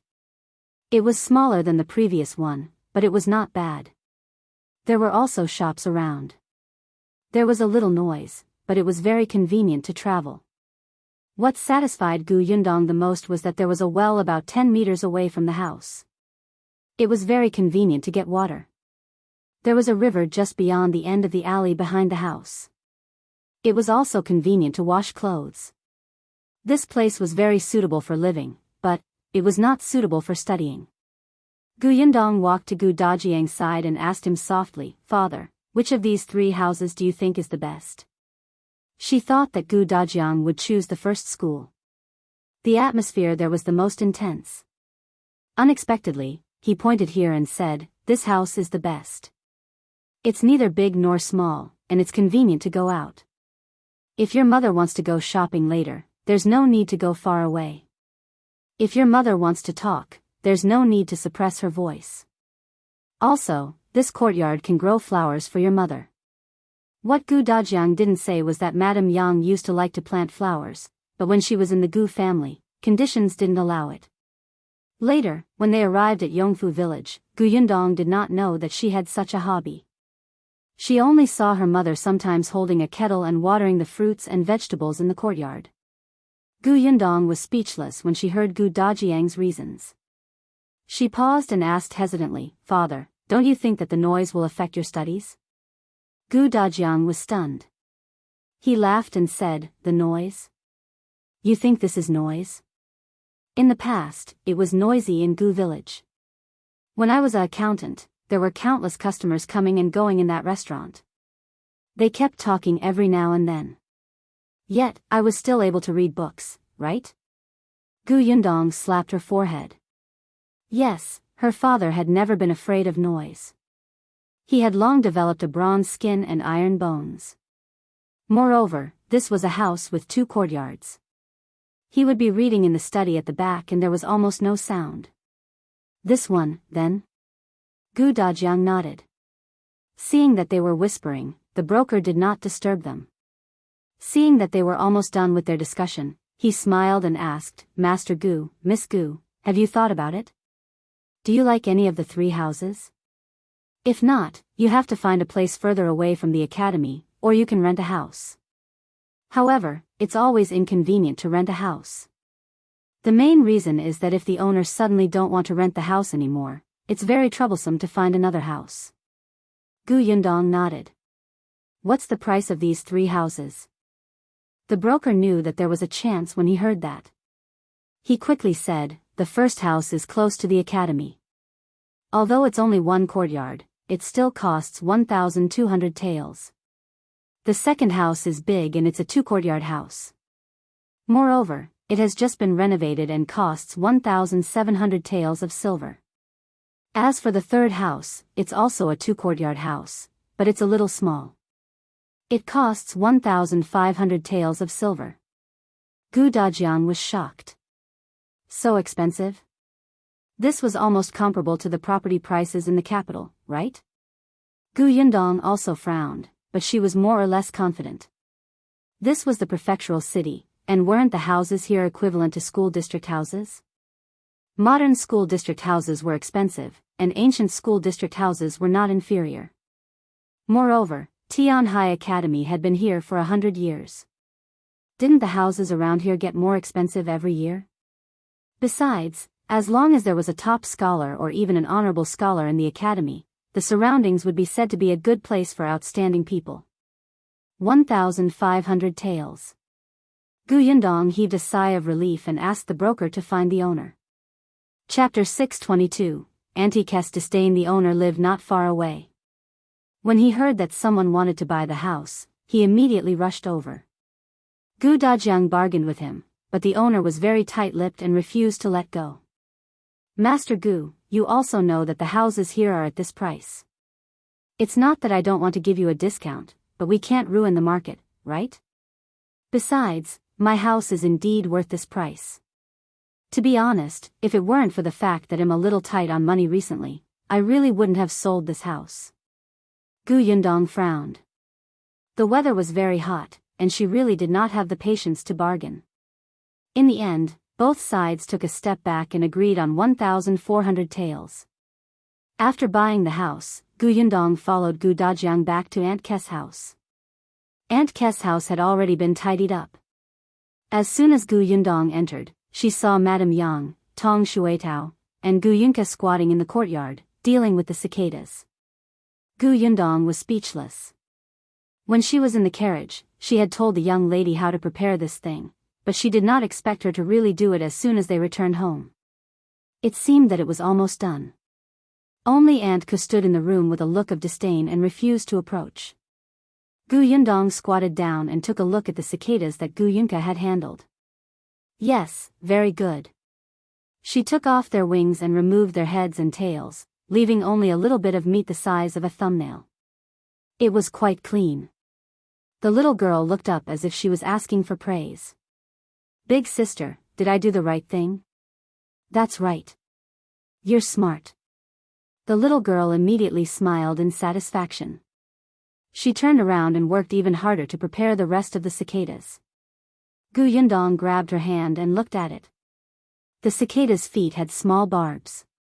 Gu Yunk's tender little fingers could easily be broken, but she was not afraid. Looking at her tender hands, they were all red. But when she met her expectant gaze, Gu Yundong could only smile helplessly and tap her forehead. All right, wash those first. Eldest sister will cook them. The cicadas would only taste good if they were stir-fried. She poured oil, added ginger, onions, and garlic, and poured all the clean cicadas down. There was a tearing sound, and the sound was pleasant to the ears. After a while, the fragrance exploded and instantly filled the entire kitchen. When Xiao Qingyuan and the others entered, the fragrance instantly entered their noses. Zhu followed the fragrance to the kitchen and was stunned when he saw the black cicadas. What is this? Meat. Gu Yundong smiled. Zhu stopped asking. No matter what meat it was, it smelled delicious.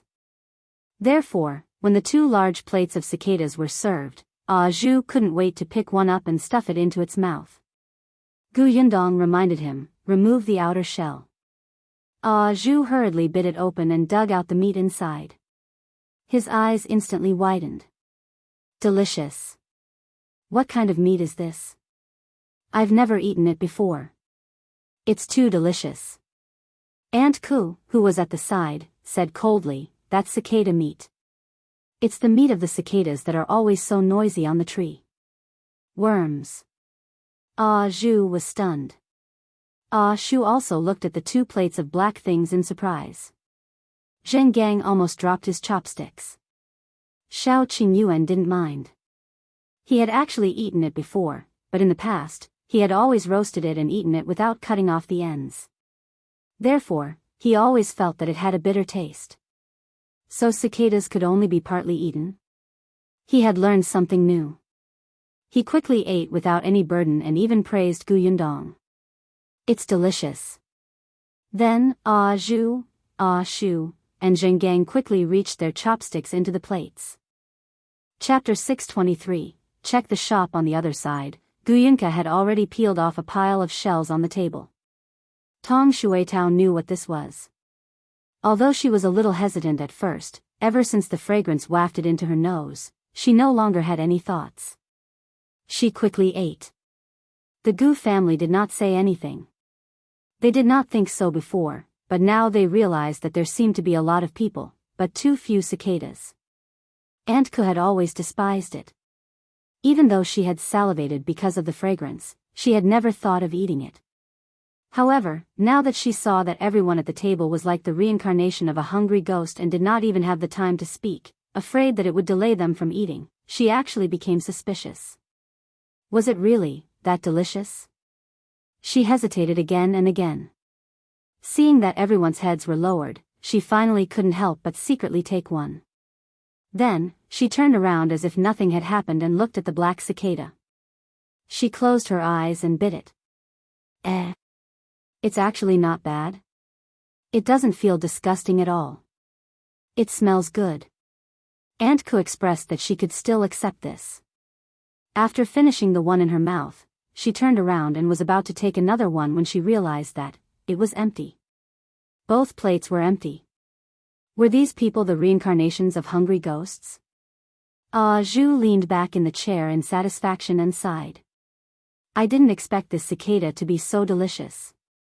Why didn't I notice it before? Shu, why don't we catch another bag of cicadas tomorrow? Sure, Shu agreed. Xiao Qingyuan glanced at them from the corner of his eye. Capture and fry them by yourselves. Zhu and Shu were speechless. Wasn't this making things difficult for them? However, they did not dare to let Gu Yundong cook for them, so they could only look at Tong Shuitao. The latter thought of the delicious food in her mouth and clicked her tongue. She nodded straightforwardly. Sure, no problem.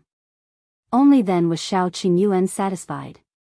He asked about the situation at Tianhai Academy today.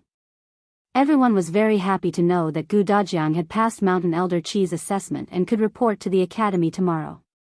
Xiao Qingyuan was also progressing smoothly. The shop assistant called Laishi brought us to see 5 shops. I bought 2 that are quite close. One will be Gus, and the other will be a pharmacy in the future. Do you want to take a look tomorrow? Xiao Qingyuan wanted to buy 2 adjacent shops, but it was too difficult. He could only find 2 close ones. The pharmacy was not in a hurry. The county's pharmacy had just started on the track. It was not easy to buy medicinal herbs, especially when they had to find a shopkeeper who knew medicine. Therefore, they had to be steady and not be in a hurry. "I'll go take a look." Gu Yundong was still a little surprised. He did not expect it to be decided in a day. She turned to look at Gu Dajiang. "Father, is it okay for you to go to the academy tomorrow?" Gu Dajiang had just taken a sip of water when he almost choked as he heard this. He looked at his daughter with a complicated expression. "Yundong, I'm not a child anymore. I'm already in my 30s. I can even go to the capital alone, let alone the academy." Gu Yundong laughed dryly before realizing that Gu Dajiang was not Madame Yang or Jinxiu or Yinka. "Then I'll go look at the shops tomorrow." Gu Dajiang waved his hand. Go, go. Go do your work." Hence, the next day, Gu Yundong, Xiao Qingyuan, Zhenggang, and the others went to the shops. Gu Dajiang and Shui Rong went to the academy, while the others went to the house they had bought yesterday to tidy up the courtyard. Chapter 624, Who Are You? The shop that Xiao Qingyuan had bought was not in the center of the prefecture capital, but it was still a prosperous area. The road in front of the shop was very wide, and there were many people coming and going. The shop was a 2-story building with a small courtyard at the back. The courtyard was not big, but it was enough to accommodate people. Gu Yundong walked around the shop and was very satisfied. Seeing this, Xiao Qingyuan couldn't help but laugh and say, "This shop used to be a bookstore." The owner was a scholar who only read books. He wasn't good at managing the bookstore left behind by his father, so he handed it over to the original shopkeeper. Unfortunately, the shopkeeper was a greedy person. Not only did he sell inferior goods, but he also secretly embezzled a lot of money from the shop. Not long ago, a scholar did not receive the remuneration he deserved after copying books for the bookstore. He could not help but shout in the academy, allowing the owner to know about it. Only then did the owner start to investigate the shop. The result almost made him faint from anger. Not only did the shop suffer a huge loss, but it also owed a lot of foreign debt. He immediately sent the shopkeeper to the government and got back a portion of the money, but there was still a huge debt that he could not fill. Scholars cared about their reputation the most, especially since the bookstore owed many students money for their hard work. He had no choice but to sell the shop. Gu Yundong sighed and sympathized with the scholar. However, she quickly threw it aside and began to think about how to renovate the shop in front of him. "Why don't we get Uncle Feng to come over?" Xiao Qingyuan suggested. "He has worked in the prefectural city before. He knows people here. We won't have to worry about not having any connections." Gu Yundong's eyes lit up. Sure. She had a good impression of Feng Danning. Uncle Feng was the one who helped renovate Gus previously. Now, Uncle Feng had a lot of work to do. He already had a mature workforce under him, but most of the work he took on was from the nearby villages. Occasionally, people from the town and county would look for him. But Gu Yundong knew that Uncle Feng was also ambitious and naturally hoped to go further and higher. The renovation of the shop did not require many people. Uncle Feng only needed to bring 2 helpers. Tomorrow morning, I'll get Ashu to go back quickly and bring Uncle Feng over. Sure. Gu Yundong thought that tonight, she would have to make a renovation plan according to the structure of this shop. Just as the two of them were chatting, a few voices suddenly came from outside. Gu Yundong and Xiao Qingyuan looked at each other and walked into the shop. As soon as they came out, they saw a familiar middle-aged man striding in and glaring at them with an unfriendly expression. "It's you?" Gu Yundong was stunned for a moment. Then, she suddenly remembered. Wasn't this middle-aged man the person she saw at Jinxiu restaurant the day before yesterday who wanted to reserve a private room? According to the shop assistant Laishi, he was the steward of the Zhou family. Steward Zhou was furious. He looked at Gu Yundong and the other two and sneered. "Did you buy this shop?" Gu Yundong frowned. She had always been friendly to friendly people. She ignored people who seemed to have eyes on their heads. Therefore, after glancing at the middle-aged man, she turned back to her shop. On the other hand, Zhenggang asked him coldly, "Who are you?" Don't care who I am. Do you know that my master took a fancy to this shop first? Alright, he had previously fought over the private room with her and now, he was snatching the shop from her. Where did this bandit come from? His reach was getting longer and longer. Chapter 625. The person he found. Jinxiu wondered if there was something wrong with this person's brain. If your master liked it first, why didn't he buy it? If you didn't buy it yourself, why are you blaming others for taking action? What kind of people are these? Seeing that they were silent, the middle-aged man became even angrier. Did you hear that? Our master took a fancy to this shop first. Our master only went back to consider for a day, and you intercepted him. Aren't you being too unreasonable? There has to be a first come, first served rule, right? Yundong had never heard of such a thing. She turned her head and sized up the middle-aged man. She smiled and said, "What a nice thing to say. What do you mean by going back to consider for a day? I'm afraid you wanted to lower the price, right? You clearly knew that the original owner of this shop was in a hurry to sell it, but you still dawdled and wanted to buy this shop at a low price. Are you blaming others for your bad intentions? Did he think everyone was a fool?" The middle-aged man's expression changed when he heard that.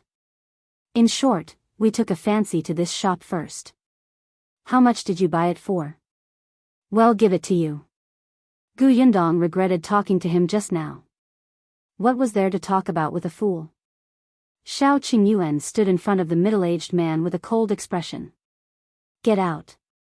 You. Before he could finish, he couldn't help but shrink his neck and look at Xiao Qingyuan in fear. In the end, the middle-aged man straightened his neck for a moment and took 2 steps back in fear. This person looked fierce. If he attacked, wouldn't he suffer? He snorted coldly and flicked his sleeves before leaving. When they reached the door, he pointed at them. Just you wait.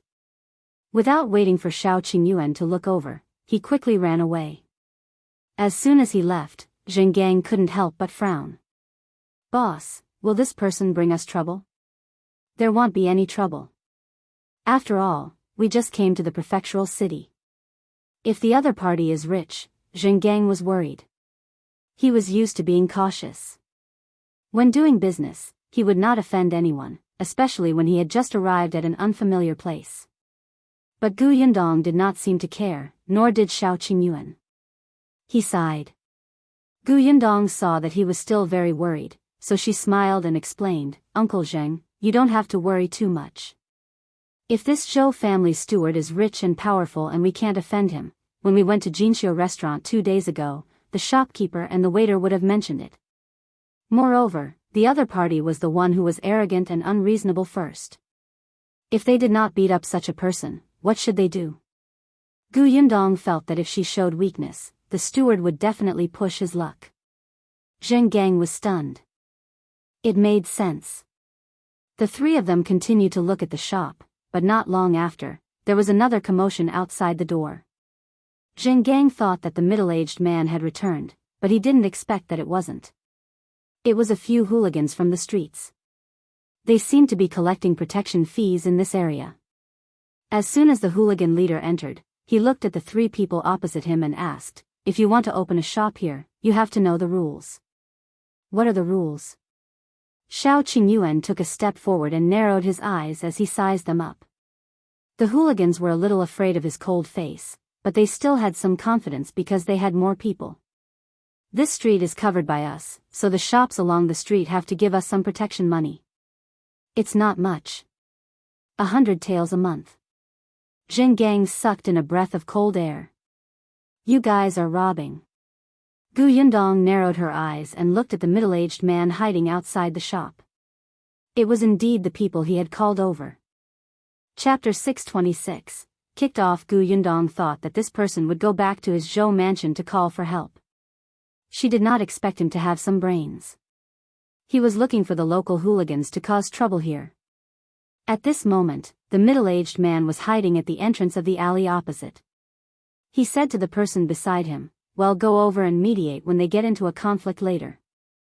It'll be much easier to buy their shop then." "Is it useful?" The person beside him looked like a servant. He was still a little worried. Steward Zhou snorted. Of course it's useful. Who would be willing to pay a protection fee of 100 taels a month? It's a pity that we came a step later. Otherwise, we wouldn't have had to give money to those local hooligans to help. Steward Zhou pursed his lips. Perhaps in this way, we can lower the price. After a pause, he asked, when will Master come? He should be here soon. Steward Zhou was a little anxious. We have to get it done before old Master comes.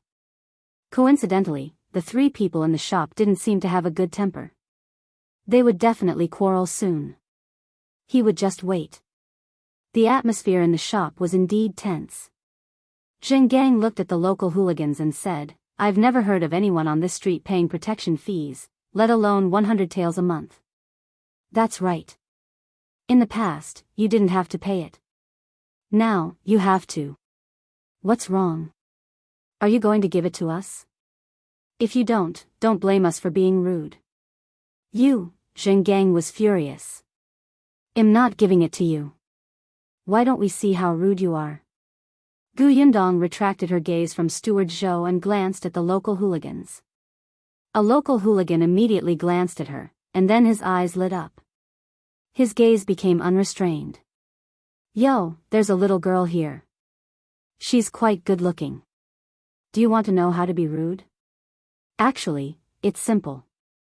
Why don't you come over and kiss me? Before he could finish speaking, the local hooligan felt a pain in his stomach. His entire body flew out like a kite with a broken string. Pa! Bang! The sound of the landing rang out. Not only was the local hooligan stunned, but the other gangsters were also stunned. The smile on their faces was still hanging as they froze. After a while, everyone turned around and looked at Xiao Qingyuan, who had attacked. They swallowed hard. Xiao Qingyuan glanced at them coldly. Who else wants to be rude? The local hooligans trembled and immediately took a few steps back. Steward Zhou and the servant were even more stunned. Just like that, the man was sent flying? What should we do? The servant was so nervous that his tongue was tied. That person seems to know martial arts. Even if we go over together, we won't be able to beat him. Those local hooligans won't be able to do anything either. Why don't we forget about that shop? Steward Zhou was also so frightened that he trembled. However, when he heard the servant's words, he slapped him. What nonsense are you talking about? That shop was chosen by Old Master. Can I just give it up? Looks like we have to rely on ourselves. You, quickly call Ah Feng over. He's a guard of our residence. He's very skilled. He can definitely deal with that man. The servant nodded and immediately stood up. Unexpectedly, before he could take a step, he stopped again and pointed at a carriage not far away. There's no need to go. Ah Feng accompanied Old Master over. Steward Zhou suddenly turned his head, and his expression instantly changed. Chapter 627, Why are they here? What should we do now? The servant asked in a daze. Steward Zhou thought for a moment, gritted his teeth, and said, What else can we do? Tell Old Master directly. As he spoke, Steward Zhou hurriedly came out of the alley and stopped Old Master Zhou's carriage before it arrived at the shop. He apologized with a sad face, Old Master, I'm sorry. I couldn't do what you instructed. I'm guilty. The curtain of the carriage opened, and Old Master Zhou got out of the carriage. He frowned at him. What happened? Master, the shop you like has been bought by someone. Old Master Zhou kicked him. Useless thing. You can't even deal with a shop. Steward Zhou endured the kick, but he blamed it on Yundong and the others in his heart. Master, I had no choice. I had already negotiated the price with the original owner of the shop, Masterly was waiting for me to tell Master, so that he could transfer the ownership of the shop after I gave the money. I didn't expect, as he spoke, he sobbed. I didn't expect 3 people to suddenly come and insist on buying that shop. They even said that they would give Eldestly an additional 200 taels of silver. When I heard that, how could this be? We decided to buy this shop first. However, those 3 people were completely unreasonable. One of them was a man who had some skills and directly threw me out. I couldn't beat him, so this shop, old Master Zhou's eyes widened. Outrageous, outrageous. There's actually such an unreasonable bandit. That's right. It's too much to buy something with force just because he has some martial arts. Old Master Zhou sneered. So what if he has martial arts? Ah Feng, go and meet him. Yes, Master. Ah Feng cupped his hands and walked towards the shop first. Only then did Old Master Zhou and Steward Zhou slowly follow behind. Steward Zhou revealed a smile and felt a little pleased. When Ah Feng walked to the entrance of the shop, he happened to see the local hooligans retreating in a panic. One of them almost bumped into him. That person turned around and happened to recognize him. Wasn't this the Zhou family's guard? The local hooligans immediately did not retreat. With the Zhou family's guard here, wouldn't these people be crushed to death with one hand? Ah Feng was an orthodox martial arts practitioner. They could not defeat him even if they were combined. Therefore, the local hooligans quickly moved aside and let Ah Feng walk in. Ah Feng saw Zhenggang at first, and then Xiao Qingyuan. Then, his expression changed instantly. The third glance, he saw Gu Yundong. Ah Feng suddenly took a step back. His pupils constricted and his body trembled uncontrollably. How could it be them? Gu Yundong no longer remembered this person, but Xiao Qingyuan had a deep impression of him. Back then, the master of Ah Feng's family had almost caused his Yundong to fall off the horse. He really did not expect to see him again. What's the matter? Xiao Qingyuan narrowed his eyes and asked. Ah Feng subconsciously shook his head and turned to look for his master. Old Master Zhou had already walked forward. Steward Zhou pointed at Xiao Qingyuan and the other 2 and said, Old Master, it's them. Old Master Zhou raised his eyes slightly and glanced at Zhenggang, who was at the front.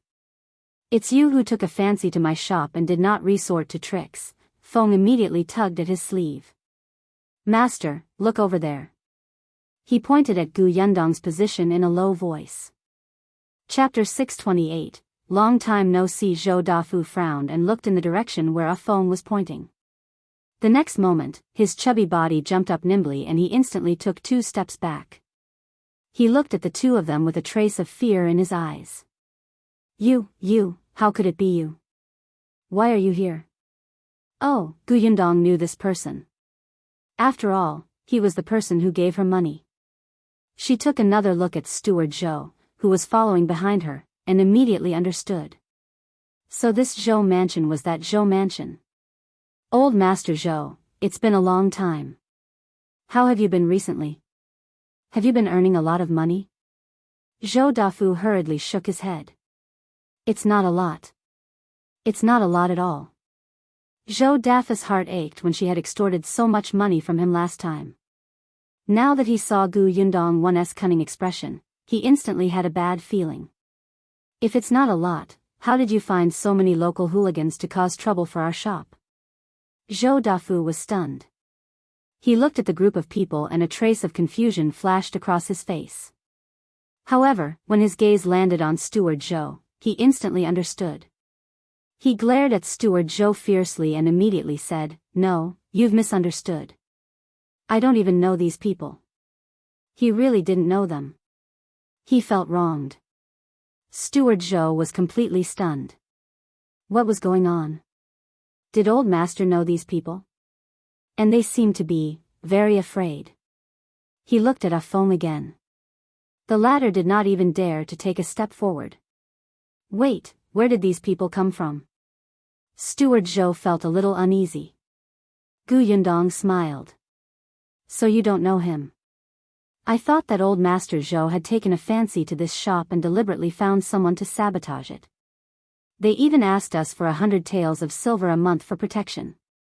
When I heard this just now, I was so frightened that I trembled. I would be having nightmares at night. Please stop having nightmares. If you continue, you'll have nightmares later. The corners of Zhou Dafa's mouth twitched. He shook his head firmly. I really don't know them. Those people are simply outrageous. They don't do proper business all day long and specialize in extortion. Miss, don't worry. We're all acquaintances. I'll help you deal with these people. Gu Yundong nodded. All right, then I'll have to trouble old Master Zhou. It's no trouble. I'll take her away now. After saying that, he gave Ah Feng a look. Without waiting for Gu Yundong to say anything, he quickly turned around and left in a hurry. Gu Yundong looked at his back speechlessly. Why was he in such a hurry? She had not even mentioned the issue of compensation.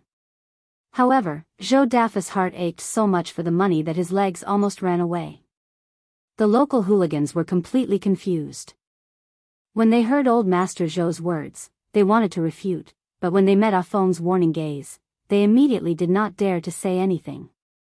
Was this old Master Zhou's plan? Hence, after walking far away from the shop, the local hooligan leader, who had already recovered from the beating, asked, Old Master Zhou, what does this mean? Zhou Dafu glanced at them. These people were not worth his time at all. He directly handed them over to Ah Feng to deal with. He only turned around and looked at Steward Zhou. Then, he kicked him hard in the stomach, causing him to fall to the ground. You bastard, why don't you telling me the truth? Steward Zhou was shocked and quickly got up. His face was pale and he did not dare to have any other thoughts. He told him everything in detail. After hearing this, Zhou Dafa's expression turned even worse. He kicked him again. After Ah Feng sent the local hooligans away, Zhou Dafu said with a dark expression, Go and find out the background of this man and woman. Chapter 629, Different Reactions. Zhou Dafu did not expect to see Gu Yundong and Xiao Qingyuan here. The last time they met was on the road from Yongning Prefecture to Wanqing Prefecture. At that time, he thought that they were from Wanqing Prefecture. He did not expect them to open a shop in Tianhai Prefecture. At the thought that he was about to be extorted by the two of them again, Zhou Dafu felt extremely unhappy. He turned around and kicked Steward Zhou hard again. Take care of those local hooligans yourself. Also, I'll punish you with half a year's worth of salary. If there's a next time, I'll sell you off. This old servant doesn't dare. Steward Zhou laughed bitterly in his heart. He didn't dare to ask what was going on with those people. He only knew that he had kicked an iron plate. Not only did he not get anything good, but he also had to lose a large sum of money. Zhou Dafu looked up in the direction of the shop again and cursed his bad luck. He called Ah Feng to turn around and return to the residence. When the few people in the shop saw that their backs had completely disappeared, they turned around and continued discussing. However, at the same time, after a few people watched the commotion outside the door, they turned around and returned to the shops next door. The one on the left was a shop that sold jewelry. When the shop assistant entered, he said to the shopkeeper, The new owner next door seems to be surnamed Gu. She's a young lady. I don't know her background, but she has a strong temper and doesn't look easy to provoke. One of the men is quite skilled. Even Ah Feng from the Zhou mansion is afraid of him. I guess he has suffered before. On the right was a ready-made clothing store. The shop assistant also told the shopkeeper what he had just seen. Even Zhou Dafu is afraid of the owner of the shop next door. I reckon that the girl surnamed Gu has a strong backing. She doesn't take Zhou Dafu seriously at all. She's not afraid of the local hooligan either. She beat him up just like that. She's not afraid of others coming to take revenge. The shop opposite was a pastry shop. The shop assistant clicked his tongue when he entered. The boss is a girl. She came out to do business at such a young age. She's like a newborn calf that doesn't fear the tiger. Peace is the most important thing when doing business. She doesn't take it seriously at all. Either she has a strong backing or she's too naive. I think this shop won't be open for long. The managers of the three shops had different reactions. The left and right shops were still unsure of Gu Yundong's background, but they were still neighbors in the future. It was better to be on good terms. Therefore, the two shopkeepers asked the waiter to send some cooling tea for the hot day. This was the first time Gu Yundong had encountered such treatment, even though this was the third shop she had opened. After all, her first shop was in Fengkai County. The shop was originally one from the Tao family. Most of the shopkeepers in the surrounding shops were still afraid of the Tao family. In the beginning, they did not dare to interact with her openly. Her second shop was in Wuxia Prefecture. The shop was originally owned by the Xian family, but it was confiscated later on before it fell into his hands. The shopkeepers in the surrounding shops didn't dare to ask around for fear of getting into trouble. As a result, Gu Yundong was stunned when she saw the two waiters coming in with friendly attitudes to greet her and deliver tea. Zheng Gang, on the other hand, accepted it politely and chatted with them happily. After they left, Zheng Gang said, "I just asked around." The two shop assistants said that Zhou Dafu hasn't been in the prefectural city for long and has a certain amount of wealth, but there's no need to be too afraid of him. He had a rich family background, but his foundation was not stable. The truly rich and powerful people in the Shuanha Prefecture probably did not take him seriously. Gu Yundong nodded. The shop has just opened. Brother Xiao and I will still stay in the prefectural city. We're not afraid of them finding trouble again. But shouldn't we hire an assistant first?